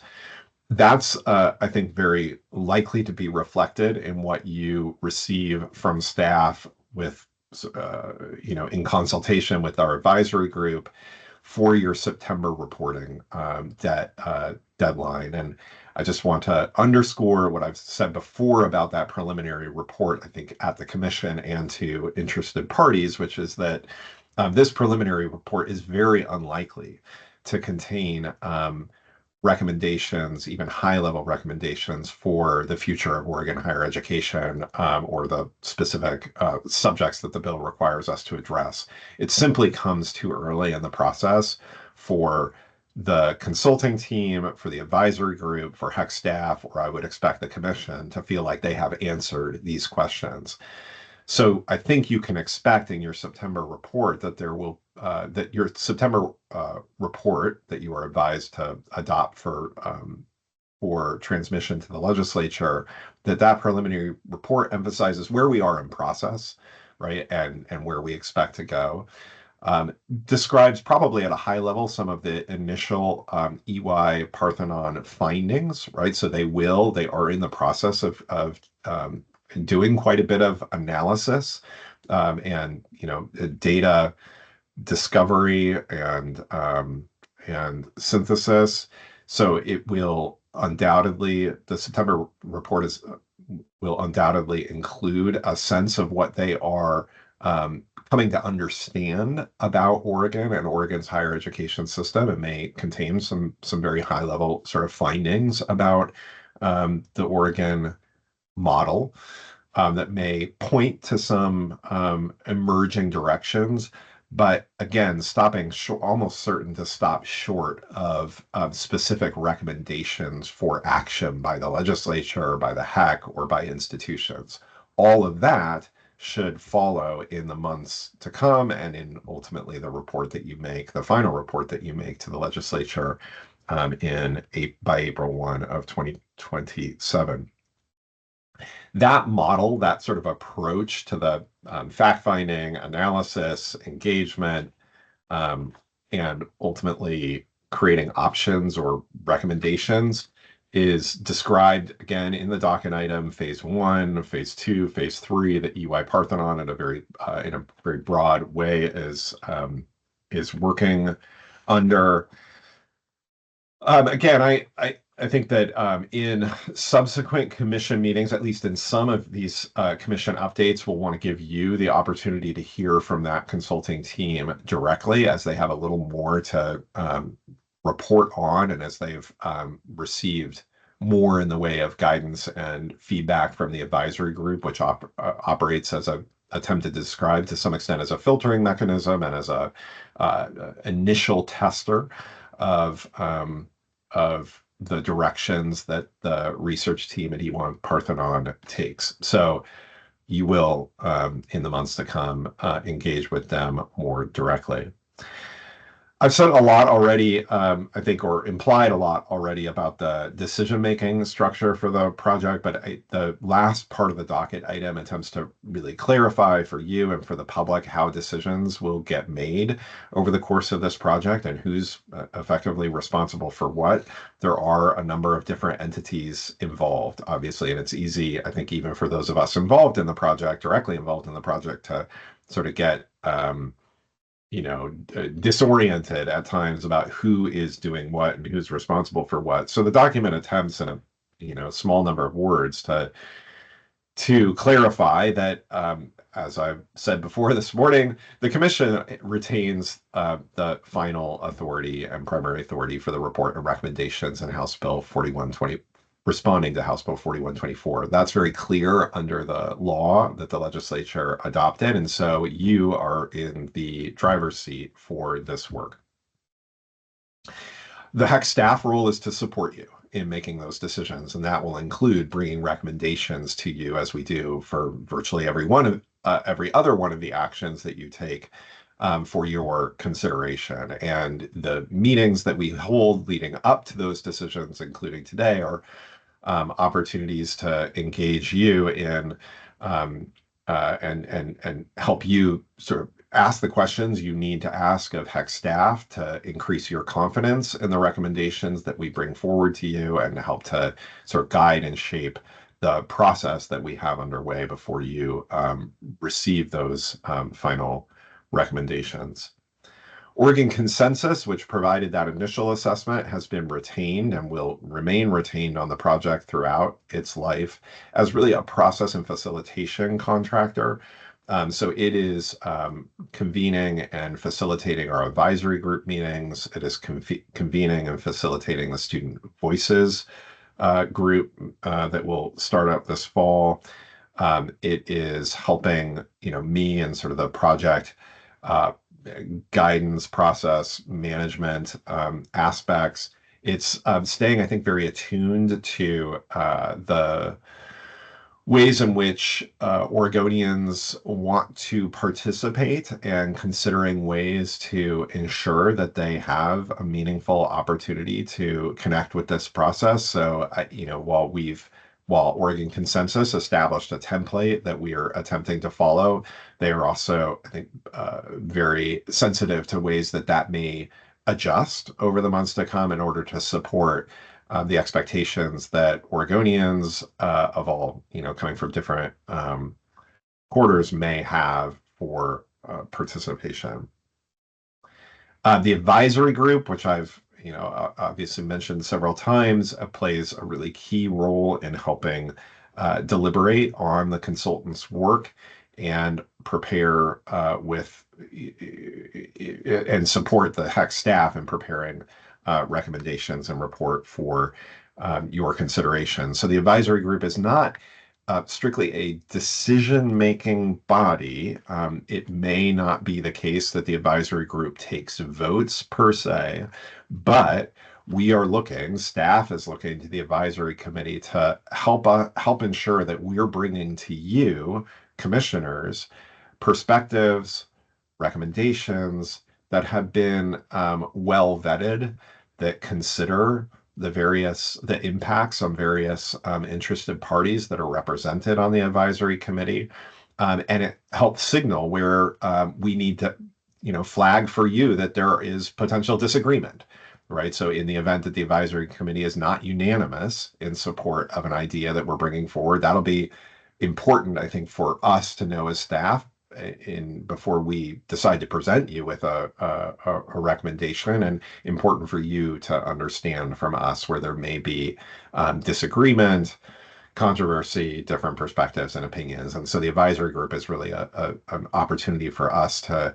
get that kind of feedback and understanding before attempting to bring you anything as a final recommendation. And then again, I've discussed EY Parthenon's role already in some detail. It is a robust consulting team that is putting a lot of time and energy into this project, and I think you'll be really impressed with their level of thought, the rigor of their analysis, the depth and breadth of data and information and perspective that they are incorporating in their work. I think that covers my report, Mr. Oh, let me just, the timing of today's meeting coming, 4 days before the advisory group meets on Monday, means I only have a sort of partial sense of what the advisory group will see from EY Parthenon at its meeting in LeGrand on Monday. But from my conversations with EY Parthenon over the last several weeks and my knowledge of the kind of data that they've been working with and the interviews that they've been conducting, I expect that the advisory group will hear on Monday more about what EY Parthenon is finding in terms of the relationship between higher education in Oregon and our workforce needs and the state's economic future. I think there's some really important analysis underway there to attempt to help answer the question of whether we have sufficient or too much capacity in Oregon higher education to meet our needs, how that looks on a regional basis as well as a statewide basis, and how that, what implications, if any, that has for program delivery and institutional mission. I expect the advisory group will hear some initial ways that EY Parthenon is thinking about institutional and sector mission based on, again, their analysis of what our institutions and sectors are charged with doing, both by statute and by their missions, self-adopted missions and programs. And again, without drawing any conclusions, I think begin to sort of express the framework through which EY Parthenon will be evaluating this question of whether we have effectively the right set of institutional missions to meet these needs of the state of Oregon and do so in a sustainable way. EY Parthenon has certainly been hearing a lot and looking at funding, issues of funding, funding sufficiency, funding models, state funding comparisons, while we have been advised by the legislature that the upshot of this project, that the sort of the headline on your eventual 2027 report probably should not be that Oregon needs to invest more in higher education. The legislature has heard that from this commission before and will likely hear it from this commission again through your budget work today. It is important for EY Parthenon to understand the funding landscape, how it compares, ways that it may inhibit or contribute to our success as a state. And they are definitely hearing that and working through that analysis, both, you know, of their interviewees as well as state and national data to help inform the perspective that they take in their advice to us. So those are some of the areas that I think EY Parthenon is likely to surface and describe in more depth on Monday, and looking forward to the sort of feedback and questions of the advisory group, and then potentially at our special meeting providing a little bit more of an update. But again, reserving the bulk of that time next week, assuming we want to spend it, the bulk of that time for your conversation with each other. With that, Mr. Chair, I'll conclude my prepared report and welcome questions or comments. We have questions for Ben on this matter. The opportunity to interrupt. A new one? Mr. Chairman? Yes, Commissioner Devlin. Mr. Chairman, Ben, this is not meant as being critical. This is just an inquiry as to the process of selecting the basic consultants we have for this. While they all appear to have broad experience, and obviously they've dealt with many university systems and other post-secondary systems, but none of them appear to have any lengthy history actually functioning within higher education. Was that at all a part of the discussion? I mean, before I've seen consultant groups and somebody will be a former provost somewhere, someone maybe a former president or a longtime faculty member, distinguished faculty member. But the parties here do not appear to have any substantial, like, in-house experience in a higher education setting. Yeah, thanks, Commissioner Devlin, and happy to follow up with a more sort of complete set of bios. It's a large team that includes folks with different levels of experience in and around higher education institutions. We are working, and the team is led by Haven Ladd, and we're working on a daily basis with the project manager, Nita Bhatt, both of whom I think your description probably pretty accurately characterizes. They have extensive experience with higher education, but not working within higher education or for higher education institutions. Well, Ben and I realized that I've only seen the basic, Yeah. for principal members. Yeah. So there it is a larger team than that. Certainly take your point in terms of the selection team, which chose EY Parthenon. Took into account a lot of factors, and certainly the biographies and experiences of the team members themselves was among those. So it was a balancing act. I think it's probably accurate to say that for that the perspective you're expressing, or the that experience within higher education mattered to the selection committee, and it was balanced with a lot of other factors too. And so I think you will be impressed, as I have been, in getting to know particularly Haven and Nita with their thoughtfulness and experience and understanding of higher education issues, in spite of the fact that I think it's true that neither of them has spent a long time working at a higher education institution.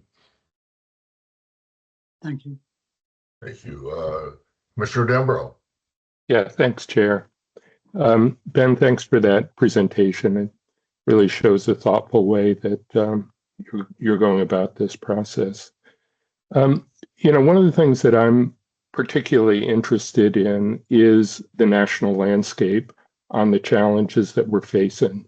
We know that other states are wrestling with these same challenges of demographics and their regional universities, their small independent universities, in community colleges, et cetera, et cetera. And, thinking back to comments made earlier by President Cudd, of course, any action that we take, we want to do it with our eyes wide open about what is likely to work and what, maybe other states have tried, but it's not working. And I'm really hoping to get information about that. Ideally starting with our meeting with them next week, where, we can start chewing on some of that information. And if not next week, then, the next meeting with them. So I wonder if that's something you could share with them.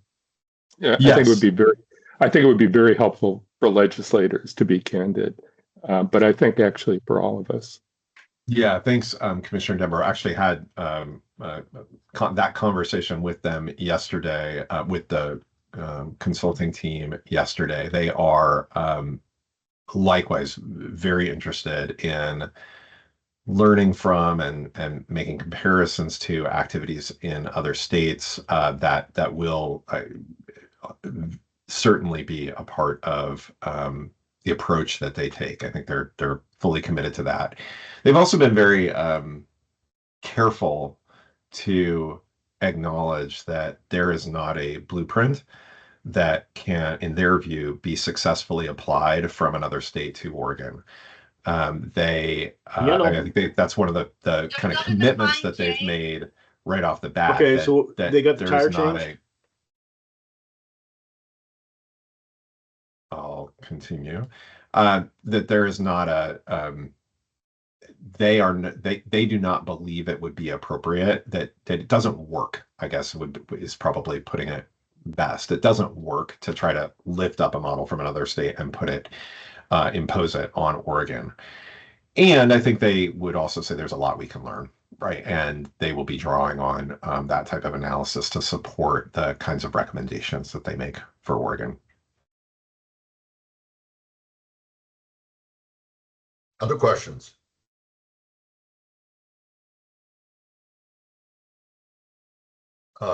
Ben, I have a couple. One really is somewhat parallel to Commissioner Dembro's. Just I know the answer to this, but I just want to make sure, the extent to which our Oregon conversation, which is critically important, is informed by and connected to the much broader conversation that higher education is having about our future and how we need to form ourselves and think about ourselves, so that the work we do here isn't simply a short-term course correction, but it is a positioning of higher education in Oregon to be better place for the kind of, I guess, anticipation we have in terms of the role that higher education is going to have to play and how we play it in our state. So I know we've already addressed that, but I just wanted to make sure that maybe give you a little sense of talking about how that happens. I'm really glad you mentioned it, Chair Heyman. In part because I think this is really difficult. It's well acknowledged in the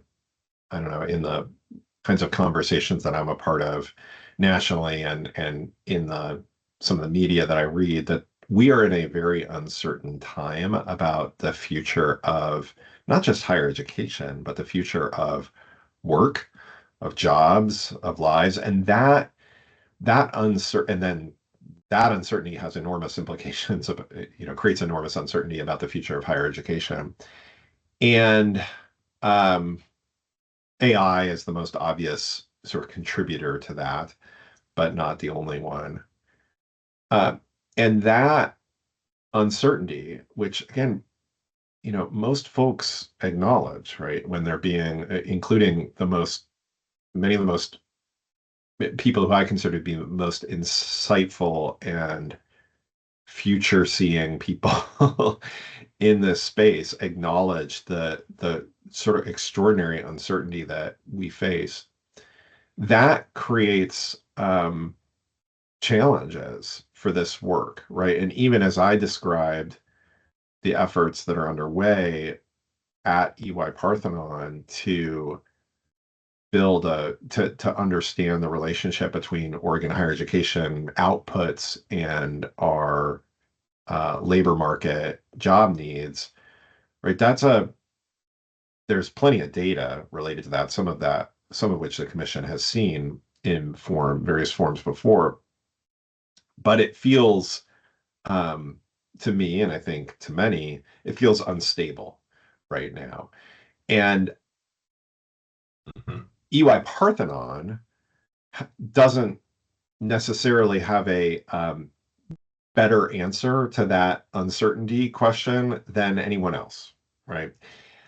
I think my reason for saying all of that in part is to suggest that this could be an area where the commission and commission discussions, including potentially next week's, help shape and drive the work, right? If these are questions that are unanswerable through data, what does the future of the state and the national economy and job market hold, right? If there are different perspectives on this, if it's ultimately unanswerable today through data, then the perspectives, sort of how we should approach that in this project, can be advised, I think, really helpfully by the members of this commission, right? How do we account for that uncertainty? What perspectives do you have on the future of jobs, economy, and what that means, and other aspects of life, and what that means for, or should mean for, higher education?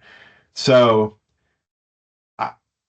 yeah, I mean, this is really difficult when you put it in that when you characterize the work that way, Chair Heyman, which I think is appropriate, as being about creating the kind of future we want to have, not just responding to current or past conditions.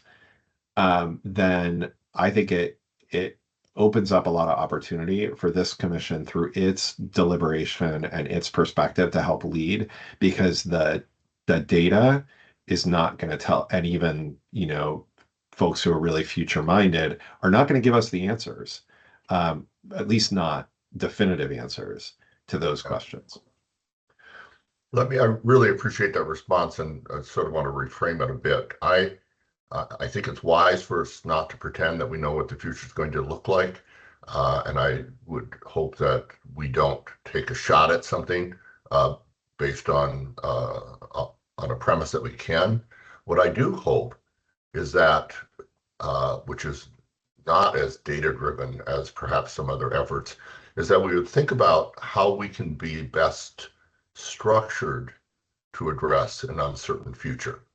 And that's a different question, but I think it's a critical one to this work. And so I'm just trying to make sure that that doesn't get lost in the conversation. So that's really helpful. I mean, just a reminder of that perspective alone, and I think bringing that back to the consulting team as a really important consideration. And of course, you're on the advisory group as well, Chair Heyman. I that's exactly, I think, the kind of orientation that the commission can provide through your conversation and deliberations today, next week, and in the months to come. Yeah, thank you. I had one more question. We heard from public comment today. A number of people addressed an interest in or a concern for opportunities to participate in this work, and I know that's an ongoing conversation. Just if you could perhaps articulate sort of what's happening in terms of creating those opportunities. Yeah, I'll expand on what I said earlier about process. In addition to the vehicles that are underway or soon to be created in the case of the Student Voices Group, and we envision and that as hypotheses begin to form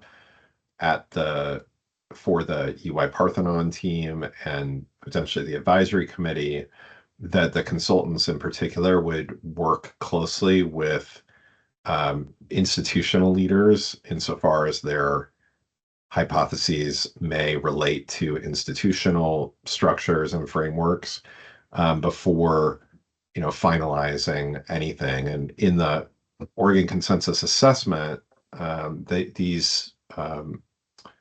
these engagements were referred to as ad hoc design groups. So it was sort of that ad hoc was a reference to the fact that we don't know today sort of what areas of design may require deeper engagement from institutional leaders. For example, I mean, you heard from Provost Haggerty today about his desire that provosts and other senior administrative leaders are engaged before anything becomes fully baked. And we certainly share that commitment, and our consultant team does as well. So, I think, again, we have not set those up yet in the absence of having those clear directions, but we are committed to them. Meanwhile, and before we get into that more targeted design work, I have informed presidents of community colleges and public universities that we are reaching out to their senior administrative leaders, both academic and fiscal, so provosts and chief academic officers, vice presidents for finance and chief budget officers at community colleges, to hold regular briefings and opportunities for that group of senior administrative leaders across both sectors to hear from HECC staff, potentially consultants, get project updates, and have conversations with us and with each other at that sort of high level. So we're with support from Oregon Consensus, we will be setting those up for a regular cycle of every other month or quarterly meetings for that group. But again, I expect that those leaders will have the opportunity to work more closely and in smaller groups on around specific themes or recommendations as they start to emerge from EY Parthenon's analysis and the advisory group's deliberations. Additionally, as the docket item notes, we and our consultants are very interested in working with and having sort of targeted meetings with other interest groups within Oregon, including faculty, including unions. We have our student voices group, but there may be other opportunities to work with and meet with students, business and industry and workforce development leaders. So we're sort of taking stock of those opportunities as they come our way, or we identify them proactively. With the sort of September start of the academic calendar, those opportunities will increase, especially for faculty engagement. So, more to come on that, but we certainly share a commitment to robust engagement of interested and affected parties. Good. Ben, thanks so much for those very helpful responses and input. Just want to make sure any other opportunity and any needs for a question or a comment here before we move on to the next topic. Thanks, Ben. Well, the next topic is yours as well. Quarter strategic plan implementation update. So. Thanks, Mr. Chair. You're going to get tired of hearing from me this morning, but then I think this will be the last of it for the remainder of your meeting. So apologize for the back-to-back here. Okay, so it's hard for this item, which has been on your agendas quarterly. It's hard for it to avoid sort of being a laundry list, which is effectively what's presented to you in your packet as item 8.0. And the materials for that item include the strategic plan implementation report. And it's a grid, it's a table that takes each of the strategies from your strategic plan. You've seen it before, takes each of the strategies and then reports on action that the agency is attempting or has attempted to undertake to support your strategy. And it's meant as information, it's meant as an accountability tool to ensure that the agency and the agency staff are actually taking your strategic plan seriously and putting it in motion. And it is, of course, an update, right, on the progress that we've made since we last reported or since the strategic plan was adopted. It is also a long list, and that's true even before we've activated work associated with all of the strategies in your strategic plan. So just want to acknowledge there's a lot here. It's a list. I can't and don't want to attempt to cover it all in these quarterly meetings. I also want to acknowledge that the form of this report is likely to change at our next quarterly meeting, partly in consideration of House Bill 4124 and the overlap between what that bill is asking the HECC to do and your strategic plan, right? I think and there are a couple of items I can note today where the overlap seems particularly direct. And I think it is worth considering first at a staff level and ultimately at the commission, how our work on 4124 may change the way that we approach the strategic plan, putting some items, I don't want to say on hold, but helping us further define certain areas of action in partnership with the legislature and our reporting responsibilities under 4124. So I think we're going to do some taking stock between now and our next quarterly report, and you'll see this in a different form that better reflects, I think, some of the overlap and, frankly, some of the shift of agency staff time and effort, including and probably particularly mine, from some of the items included here to the 4124 work, right? We operate within our limited capacity and resources, and so there is some impact there. Nevertheless, I'm very pleased that this month's quarterly update does represent progress on a number of the items that we've been working on, in some cases for several months or a year, that we began to undertake after the adoption of your strategic plan. And I'll just call out a couple of them. Item 1.2, which is while delayed or late, is nearing completion, involves the creation of reports, graphical reports that better show the relationship between outcomes by major and by institution and employment and earnings, right? So this is actually a response in part to a longstanding interest by institutions to get a better handle on how their graduates are doing, right? And the state has a lot of data, particularly through our employment department, wage data, that can help us better and support them and support the public and support prospective students in understanding those relationships between graduation by program, by institution, and employment outcomes. So that, quite a bit of data work and vetting work, trying to pull that into a form that it is useful and appropriate, but look forward in the coming months to sharing those products with the commission. Secondly, I wanted to highlight action item 2.1. This is under your second strategy of connecting post-secondary education and training to workforce needs. Our efforts to create or expand industry-related credentials, up to 5 of them in the first year. This has joined nicely with the Workforce Pell initiative and our industry consortia. And so we've been working closely with the industry consortia to identify possibilities for new credential creation or credential updating. And that work is proceeding well, with requests for applications going out in the next month. And the Workforce Pell, I think, providing some scaffolding for the types of criteria associated with or what constitutes a solid and useful new credential. So we're excited to see that work move forward. You've heard previously this morning, but again, I just want to flag, turning to action item 6.1, connecting learning across the education continuum, about our efforts led ultimately by the commission to establish a transferable lower division block that is transferable across all 24 public institutions and organized around learning outcomes. This is a really important further articulation of the transfer work that the legislature set in motion, Commissioner Demrow, so many years ago.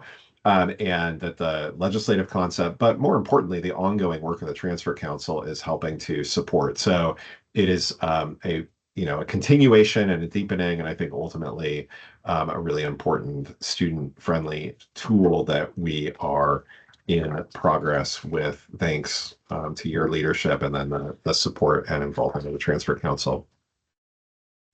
Looking ahead to item 8.2, I just wanted to flag, because you've seen this on prior agendas, but and just may not have caught the status of our prior consideration around eliminating the Oregon Promise and transferring those dollars to the Oregon Opportunity Grant.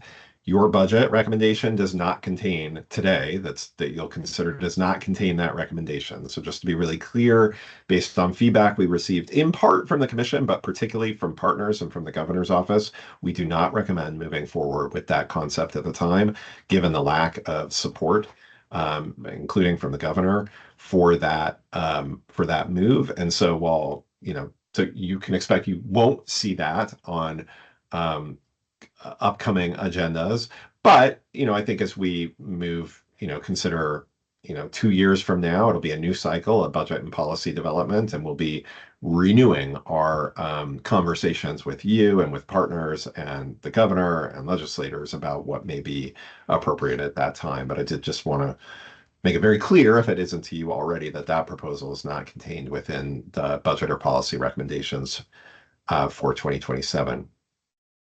There are other items on this strategic plan implementation report that would require new resources to pursue, including expanding the benefits navigators infrastructure. That's item 9.1. So under the current framework and conditions associated with our agency request budget and the state budget as a whole, we are not moving forward with those requests for new funding at this time. Items 10.1 and 10.2 under support institutional efficiency are good examples of a 41-24 overlap. these action items spoke to encouraging the development of shared administrative services and shared academic programs, respectively. And I think from a staff standpoint, that effort, which we began and in some ways still have some action underway, have been at a sort of big policy level subsumed by the 4124 work. So it would not be advisable for us to be attempting to generate, spin up, support new initiatives or increased engagement on those activities at the very moment where we are assessing through our consultants in particular the validity of that approach, the opportunities for that approach, and the potential legislative nexus around those approaches. So, I think this is I don't quite want to say on hold, because there is there's quite a bit of institutional effort that continues to build deeper partnerships with each other, both on the administrative services side and the academic programming side. Some of that has HECC involvement. Some of that has HECC funding. In the case of, for example, shared administrative services analysis and work at the public universities, there's corresponding efforts underway at the community colleges. But I think from a policy standpoint and a big picture standpoint, we're waiting now to get the results of the report and recommendation from our consultants and via the advisory group.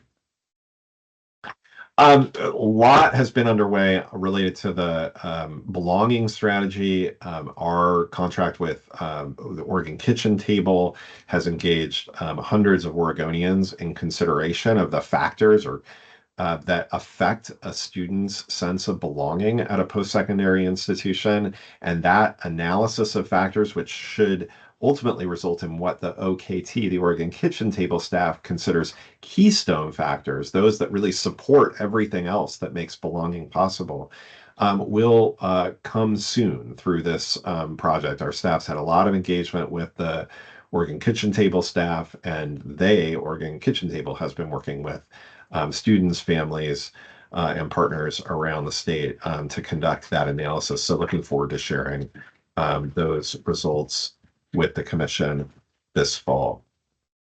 The final items that I want to highlight are in the other new strategic initiatives, strategic activities category. These begin with 0. They're towards the end of your packet, starting on page 14.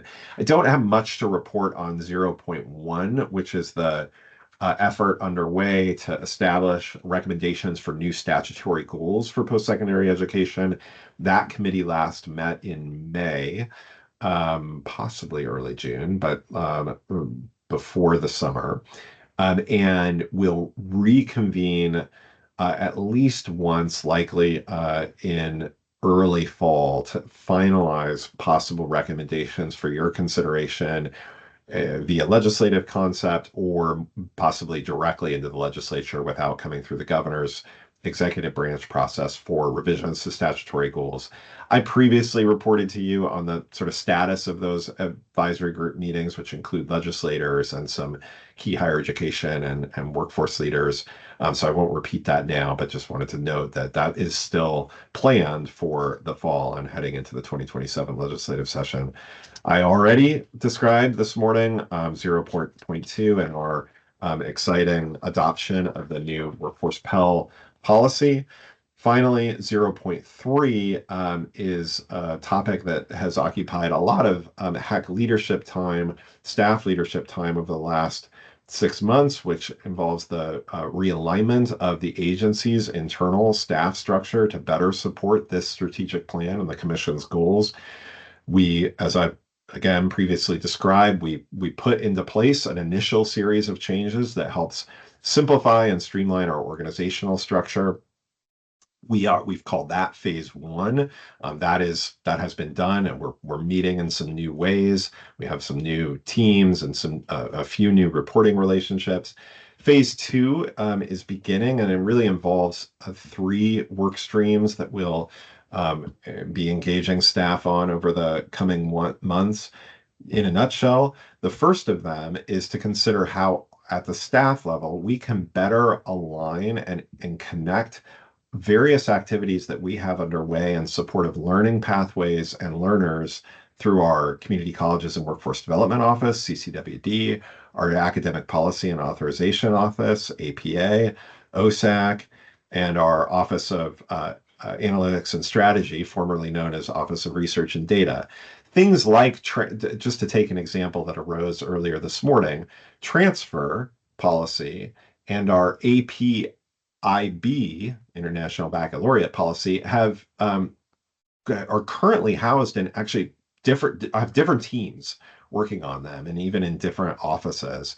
And that's among the types of areas where we think there's a opportunity for much greater levels of coordination, even integration of the work. And in fact, in that example, I think we're pretty clear it will be under the auspices of the Transfer Council and Transfer Council staff that will do the APIB alignment work that the agency has historically done separately, because of the really tight relationship, as Lee talked about this morning, between AP and commonly transferred courses. Similarly, program approval, which is on your agenda for this afternoon as a refresh on the program approval process, we conduct in sort of very separate silos for community colleges on the one hand and public universities on the other. And we have statutory direction to consider the totality in the context of new program approvals, not just community colleges separately from universities, but their relationships. And so so phase 2, work stream 1, will involve consideration of ways that we can better align and connect those types of efforts across the offices that are now operating within a single division that we created in our first phase 1 of the plan. Work stream 2 involves reconsideration of our communications, DEIA, and legislative functions, and how they can better support the goals of the Commission in helping improve Oregon higher education, helping exemplify and advance the mission of the agency. So we'll be working particularly with those offices, again, communications, diversity, equity, inclusion, and accessibility, and legislative, to understand how do we strengthen the effectiveness of those tools within the agency's toolkit. How can they better relate to other parts of the offices of the agency, et cetera. And work stream 3 is really about internal operational processes and improving customer service, especially to internal customers, and the efficiency of our operation, everything from potentially IT, travel authorizations, procurement, and the innumerable other kind of internal processes that are required to run a state agency. And we recognize that there are places that's kind of clunky. We want to assess what those are and use this now really combined and integrated new division that includes all of our administrative services, use the sort of power of that move to leverage that to develop more effectiveness in supporting the agency in those basic functions. So with that, Mr. Chair, conclude my report. Took more time than I expected. Welcome your questions, comments, feedback, and then I think you get to break for lunch. Thank you so much, Ben. Does anyone have questions for our Director Cannon?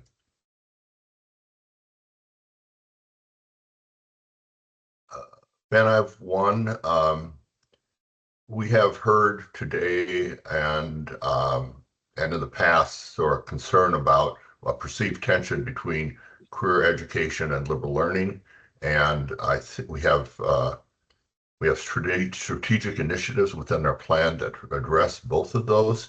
But in the ways in which we provide updates, perhaps we don't adequately represent the integrity of all those efforts around singular strategic vision, although I think it's in the strategic document itself very strongly.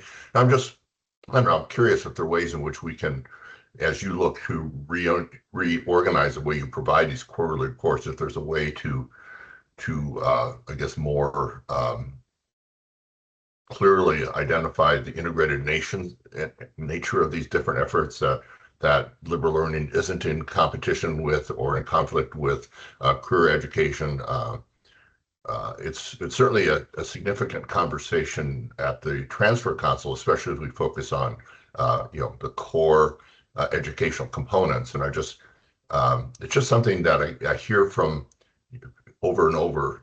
We get public testimony on the concern that we're losing this, and as opposed to that. And I know that can happen, and I know a strategic plan is devised to not go in that direction. I'm just saying, it's if we can think about ways in which we can better represent that in our reports, I'd feel good about that. So yeah, thanks, Mr. Chair. I certainly agree with the premise, and I'll have to reflect on ways that we can better reflect that in the documentation, including in our strategic planning implementation documents. I just want to, I suppose for the record, just say how strongly, particularly in today's moment and given the uncertainty of the future of jobs and work, how strongly arguments about the value of liberal learning resonate for me as I sort of survey and assess the future of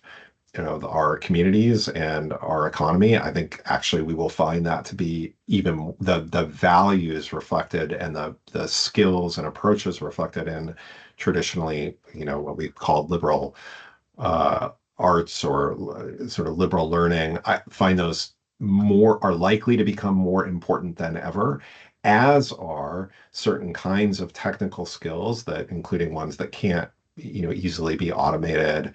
And so we have to understand these both as vital parts of our post-secondary education system. They both will contribute, I believe, enormously to the future success of our state and our students, and they should not be seen as at odds, even if they are represented in some different kinds of programs. I mean, we clearly as a state will continue to have some shorter term and more technical programs. And I hope that and very much committed to ensuring that we continue to have opportunities for Oregonians to become broadly and educated in the arts and the sciences in order to contribute as, to community and to the economy throughout their lives. Thank you. Well, I know that about you and about your commitment and your vision, and I appreciate your articulating it here. And I guess I just have the sense that it's something that we need to continuously reinsert in the conversation, because we keep getting at least out input that says they feel like they're at odds, and I think we have to be. I think we need, at the commission, I think we need the entity that says, no, they're an integrated whole, and this is how that can work. So appreciate your words and your commitment to that very, very, very much. Commissioner Dembro. Yeah, thanks, Chair Heyman. First, thanks to you and to Ben for those comments. I agree completely with the frame that you're using. But on a more mundane question, one of the items referred explicitly to something that a couple of the others made me think about, and that was, the new statutory requirement for graduation, high school graduation, of a future learning component, where students are going to be exposed to, the pathway to higher learning and skills acquisition, et cetera, et cetera. And I'm just wondering how that's going, from the HECC perspective. I assume it involves a lot of partnership with the Department of Education, and just a sense of how that's going. Thanks, Commissioner Dembro. I think your question suggests to me that this may be an item for a future update to the commission. I can't give you a very good answer to this. It is my understanding that HECC staff have worked well with ODE staff in the development of standards related to that new or soon to be implemented requirement for high school graduation, that course and its standards include, for example, introduction to the FAFSA and expectation that students complete a FAFSA or ORSA. But I think there's much more than that. I know there's much more to that than that. And I think it would, I'm happy to work with the chair on a potential briefing for commissioners on the status of that effort at an upcoming meeting. Thanks, I'd appreciate that. Great. Thanks. Anything else for Ben? I know it's a miracle, but we are exactly on time for breaking for lunch. And thank you so much. And we will reconvene at 1 o'clock and again, look at some important action items soon in the afternoon. So have a good lunch and I'll see you at 1.